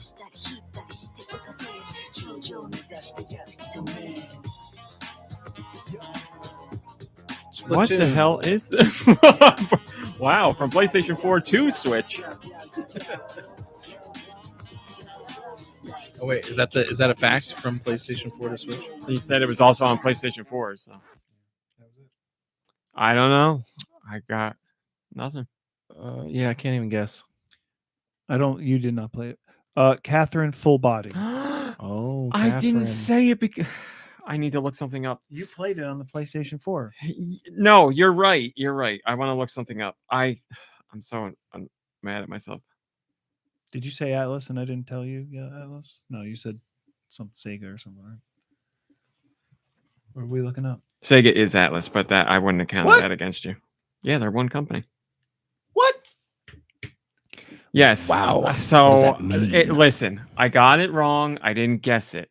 I played Catherine on the PS3. Oh, Wow. what the heck? It said right here: PS4, PlayStation Vita, and Nintendo. Because Catherine is different than Catherine. You're looking at the fandom page for it. Of course, I screwed it up. Go to real Wikipedia. But Well, I just clicked on the link 'cause PS3, I Xbox was 360, in a mood. PS4, Vita, and Switch. but Catherine's even come different up than with- Catherine. What's this? What? No, they're is the that a same subtitle? game. It's just like director's cut or whatever. The Wikipedia doesn't even come up here. What comes up is Wikipedia was the first thing that came up for me. Catherine Full Body. Wait. No. Click What? your show more thing. Go down more. Wow, what's going? What was your search? Catherine Full Body. Oh, Bottle. Full bottle. Damn it. There we go. Catherine Full Bottle. I really was gonna guess Catherine, and I didn't because I was like PS4. Never mind. Yeah, well, next time go. What? I should just throw the guesses out there because it doesn't matter. This because it you're doesn't an matter. idiot. That's what you just said. There's no harm in me throwing any guesses out. And make sure when you say it, you're like, I know this is a PS3 game, but Yeah. you Cover know, your so bases. that nobody out there thinks you're an idiot because we know that's why you don't say it. Wait, what? I didn't follow that at all. I want to hear it for real. Well, because you didn't say the name of the thing because you were expecting PS4 games, but it was a PS3 game. Yes. So when you throw it out, you can be like, I know this is a PS3 game, but yes, I would have to preface it. You're right. Because you don't want anyone out there thinking that you're some fraud. This one is who knows 99 out of 100 video game songs that he played games once. He said PS4, and I was like, well, then it's not that. So you're right. I should have just thrown the guess out anyway. Yeah, you can't rely on me. I don't know any of them. I think you're gonna know this one. I'm excited. This one's from Ed Boy. Thank you, Ed Boy.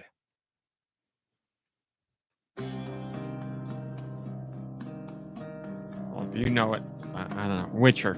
No.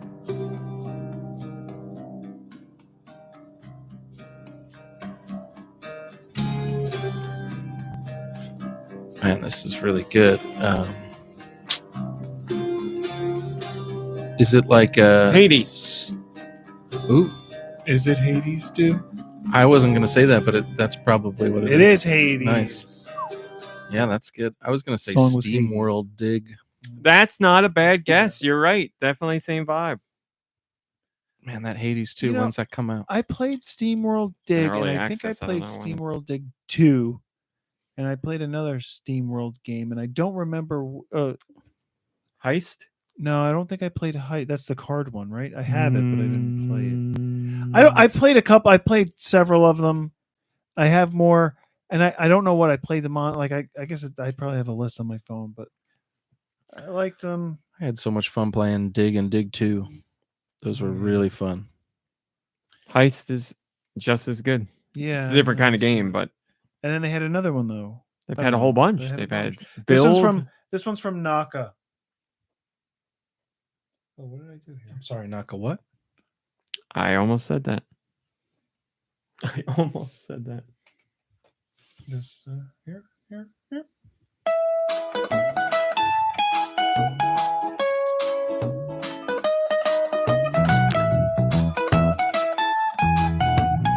Is this familiar to me? I think so. What system? Switch. Oh, Switch. Oh, what is this? This is.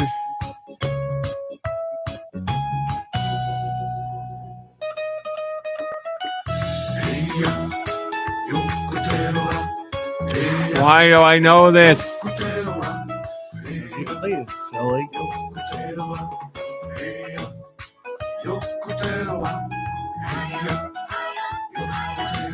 Oh my god, it's so familiar and I can't place it at all. This isn't it. Yoku's Island Express. It is it. Is it? It is Yoku's Island Express. See, that's why I'm glad I ignored your clue because I haven't played it. Oh, there you go. It worked. Oh, you haven't played it? No, I But played you a know demo. the music, and you. Paying off already. I So listen to soundtracks for tons of games that I've never played. I know, but music from this game has come up before, and you've known it like very quickly. So I thought I listen to soundtrack. Listen. No, nobody's in trouble. I'm just saying. I guess that I took Deux' advice and I guessed it anyway. That was a good song. Well, I assume you're gonna know this one too.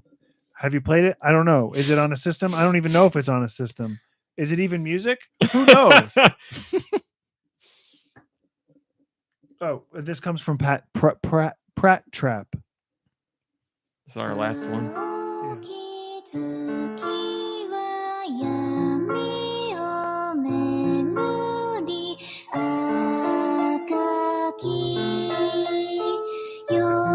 Bukaki. Doki Doki Literature Club. No. I did say Doki, so. Fragile. It's not Fragile. Wow. Emio the Smiling I Man. guess it's just an obscure song. No. Oh, because I know this game, you say? I don't even know. If you know it. System thing? Switch? Yes. Okami. No. The game really throws you for a loop for the second song. Ooh, is that a hint? I don't know. Monkey Ball. No. It has loops in it, sure. What's a game where you loop through time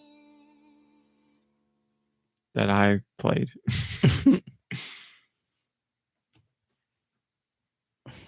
Why loop through time? What was that? I don't know. Go ahead. Wow, you didn't get it. Bloodstained Ritual of the Night. Bloodstained. I did not play Bloodstained. Okay. You didn't? I played like you talked a heck of a lot about it, eh? yeah, it's Curse of the Igarashi Moon or whatever? Kickstarter. No. Those are different. No, I know, but it's a different Bloodstain. So you played that. I played the Bloodstained. 2 spin-off Bloodstains. Yes, What's the Blasphemous? Okay. Blasphemous is also a Metroidvania, but yes, different. Yeah, I played a very little of Ritual of Night, and I played the 2 pixel Bloodstained games, which I liked both of them. Bloodstained Ritual of the Night has like one awesome song, and then the rest of the songs are I like, remember being whatever. disappointed by the soundtrack. Yes, Of what? Oh, because you've listened to it Yeah. but didn't play. Right. Because I was very excited because they had a lot of the same people that did Symphony of the Night, and I don't know, it just didn't pan out. That's that 5 out of 10, kind of a bummer, but them's the berries, as they say. I mean, you would have gotten more if I wasn't an idiot. One more, and you're not an idiot. I'm taking Deux' rule to heart, and it already paid off this time. Yes. Finally, and that's it. I And we're would done. like to hear the news of Deux. Oh, Oh, Well- would you? Well, you're in luck, Josh Grobot, because Dude's back. His name was spoken 2 weeks in a row, and he's come back with Oh. spiders and flies. oh Wait a my minute. God! Not wait a minute. I'm sorry. I just did music. I was sitting in for Mom Brain, and Mom Brain, we speak your name. It has now been spoken. Mom Brain, we speak your name. Dues views. By the way, if GoNintendo's acting weird right now, I am aware it is planned. But I apologize. Oh, wow. Dues views. It's never news. Rumor of the week with Dew Michaels. Ladies and gentlemen, Starring. we do this every week, and it Not every week. always never throws me off. It's true. So what I like to do is it sounds strange, but I send spiders and flies all over the gaming world, and they come back to me with news in the form of rumors. So they get all the rumors that are out there, and I go through all the rumors, and then I pick the greatest rumor that there is, and I speak it into this microphone at the end of the show here. I have a rumor for you, except I've been told by the Spider and Captain Fly that Hi, Tony. It's like Captain and Tennille. Go ahead.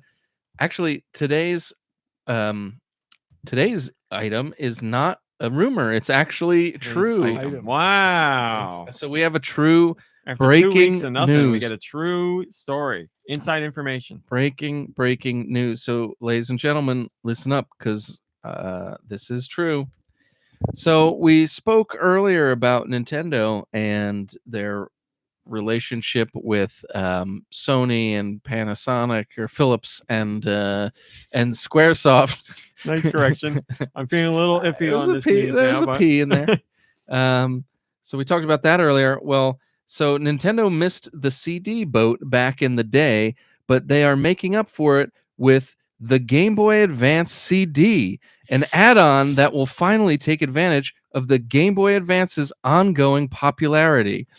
Nintendo is hoping to meet with Squaresoft about Final Fantasy VII for the new device, and they hope to finally patch up the relationship. I have a very important question. Is it original Final Fantasy VII or the Final Fantasy VII we know now? It's the original Final Oh, Fantasy okay. VII. Then I'm in. All right. Yeah. I'm all in on this one. Yeah, they just wanted to be able to play the game, because they couldn't back in the day when they The game. stuck with That's true. cartridges. So We had to wait literally until the Switch to get Final Fantasy VII for the first time. And some at this table would say it worked out for the best for us, because Some at this table are not fans of the remakes so much. And we'll leave it at that. Nice to have you back, Deux, and thank you for giving us that very true information. Can it run all 3 discs at once? Says Tentavision. That's a good point. I believe it can. It's a hell of a portable. I do believe that it thing's can. gonna be big. All right, everybody. That's it. We're back. There was something I was going to say, but I forgot. So thanks for watching. Thanks for listening. We will see you next week. Goodbye, everybody. Goodbye. Goodbye, everybody. Bye, everybody. Goodbye. Here we go. There's 3 lights in the sky, and she said there's many more in the area. My cousin was just saying the other day that there were more drones by her. Anything anybody wants to talk about? I said afterwards, I want to talk. We were talking about Invincible, and it's something we talked about already, but Nicky Hill didn't hear. What's his face? The guy that plays Alan. We were saying how good of a job he does. Rogen. Seth Rogen. Oh yeah. Well, what's funny about it is that like he actually does voice acting in it. Like That's what we were does so- saying. and then he turns around for Bowser. Donkey Kong, and he's just Oh like, yeah. I'm just gonna be me and whatever. Like he's like, didn't he even say like I'm not gonna change my voice if I'm Yes. voice acting? But in that he does. Well, maybe they asked him. Now, I know he's a producer on The Boys. Is he a producer on The Invincible? Or is he just a Can't voice? imagine he is, right? Not for that. I don't know. I thought he was, but he probably isn't. Maybe I'm thinking of The Boys, but yeah, no, we were talking about it last night where I really love the character of Alan, and I do like Seth Rogen most of the time, but I feel the same way as you. Like when it's voice acting, I don't know, he seemed like he's phoning it in, but there's something about this character of Alan and the way he's doing it where he still sounds like himself, but he's not It's kind of he's not himself. changing much, I but like it feels like Alan. It doesn't feel like, oh, there's He Seth feels Rogen doing bigger. a voice. He feels like I stand corrected. He serves as an executive producer on the series alongside Okay. his childhood I thought- best friend, Evan Goldberg. Okay. Yeah. See, so maybe, I mean, seems dumb that he would try harder just He's- because he's a producer. He's doing a lot that, like, he's involved in a lot of stuff that I didn't realize outside of, like, acting. Maybe he just, I mean, and Maybe. I obviously don't know anything, but maybe he, because he's a producer on this, he believes in it. Like You a would lot. have to. I'd seems like like to he didn't- hope that would be the case, right? If you're Right. going to be an Right. executive producer, you'll have some sort of passion for what you're involved Of course, with. So. but I hate to say the counterpoint, but the reason I was saying that part is because it's like, well, maybe he was phoning in Donkey Kong because he was like, this is some kid's movie. It's going to be a paycheck for me. And like, who I cares? can't imagine. You have to be a special kind of jerk to I know, look at, see, a like, Mario, like like to not have some sort of connect. Not. I don't think he phoned That's it what I'm in just in, saying. in that movie. I just think he's not really, he's just being himself pretty much. Where we're saying with Alan, it sounds like Seth Rogen. You're not gonna not think it's Seth Rogen, but he's doing Yeah. more. Like they wanted Seth Rogen to be Seth Rogen for Donkey Kong. Like they hired Right. him to be Seth Rogen in Invincible. That clearly isn't the case because we know his connections to it. So Yeah. he's doing something different. Yeah. Plus, I like him. I don't like his laugh. I like that he's invincible. And he doesn't want kids. So I think it what was. more could you? It's funny too that you guys were talking about that because when I've watched it, and he's in it, I think that as well. Like, it's not like it takes me out of it or whatever. I'm watching it on the treadmill, but like I always have that thought where I'm just like, yeah, he's actually trying here. Good for him. If Alan has to laugh, could he act and do a different laugh? Could he act a more No. traditional If laugh? Eddie Murphy could do it, I'm sure he could do Oh, it. it's a good point. All right, everybody. It's Friday. The weekend didn't even Oh, start did you yet. guys This watch any of the Hi, Saturday Salam, Night SLA. Live No. skits? I've been holding I off watched because I want to some. watch it on the treadmill. Some of those, they were really darn good. I The thought. Scared Straight one with Eddie Murphy, I really laughed. There were a couple. I mean, some of the jokes are just like raw, like they really raunchy, really pushed it. really raunchy. Yeah. But there were other skits too or sketches that were Well, I like mean, if they you're were gonna do really good pushing it. skits, then come on. No, I know, but it just That's the time. I didn't see all of them, but they really came together on that stuff. It was Well, when you have like that ridiculous amount of talent all coming together, Yeah. you know, they're going to be able to do and something. they must have good. brought their own touches to it too. Oh, I I'm guess, sure. you know. Yeah. All right, everybody. Thanks for watching. Thanks for listening. It's Friday, so it's not even the weekend yet, and it's the best time because of that. Go play some games, hang out with friends and family, rest, relax. You deserve it. We'll see you next week. Goodbye, everybody. Goodbye. Bye, everybody. Enjoy your week.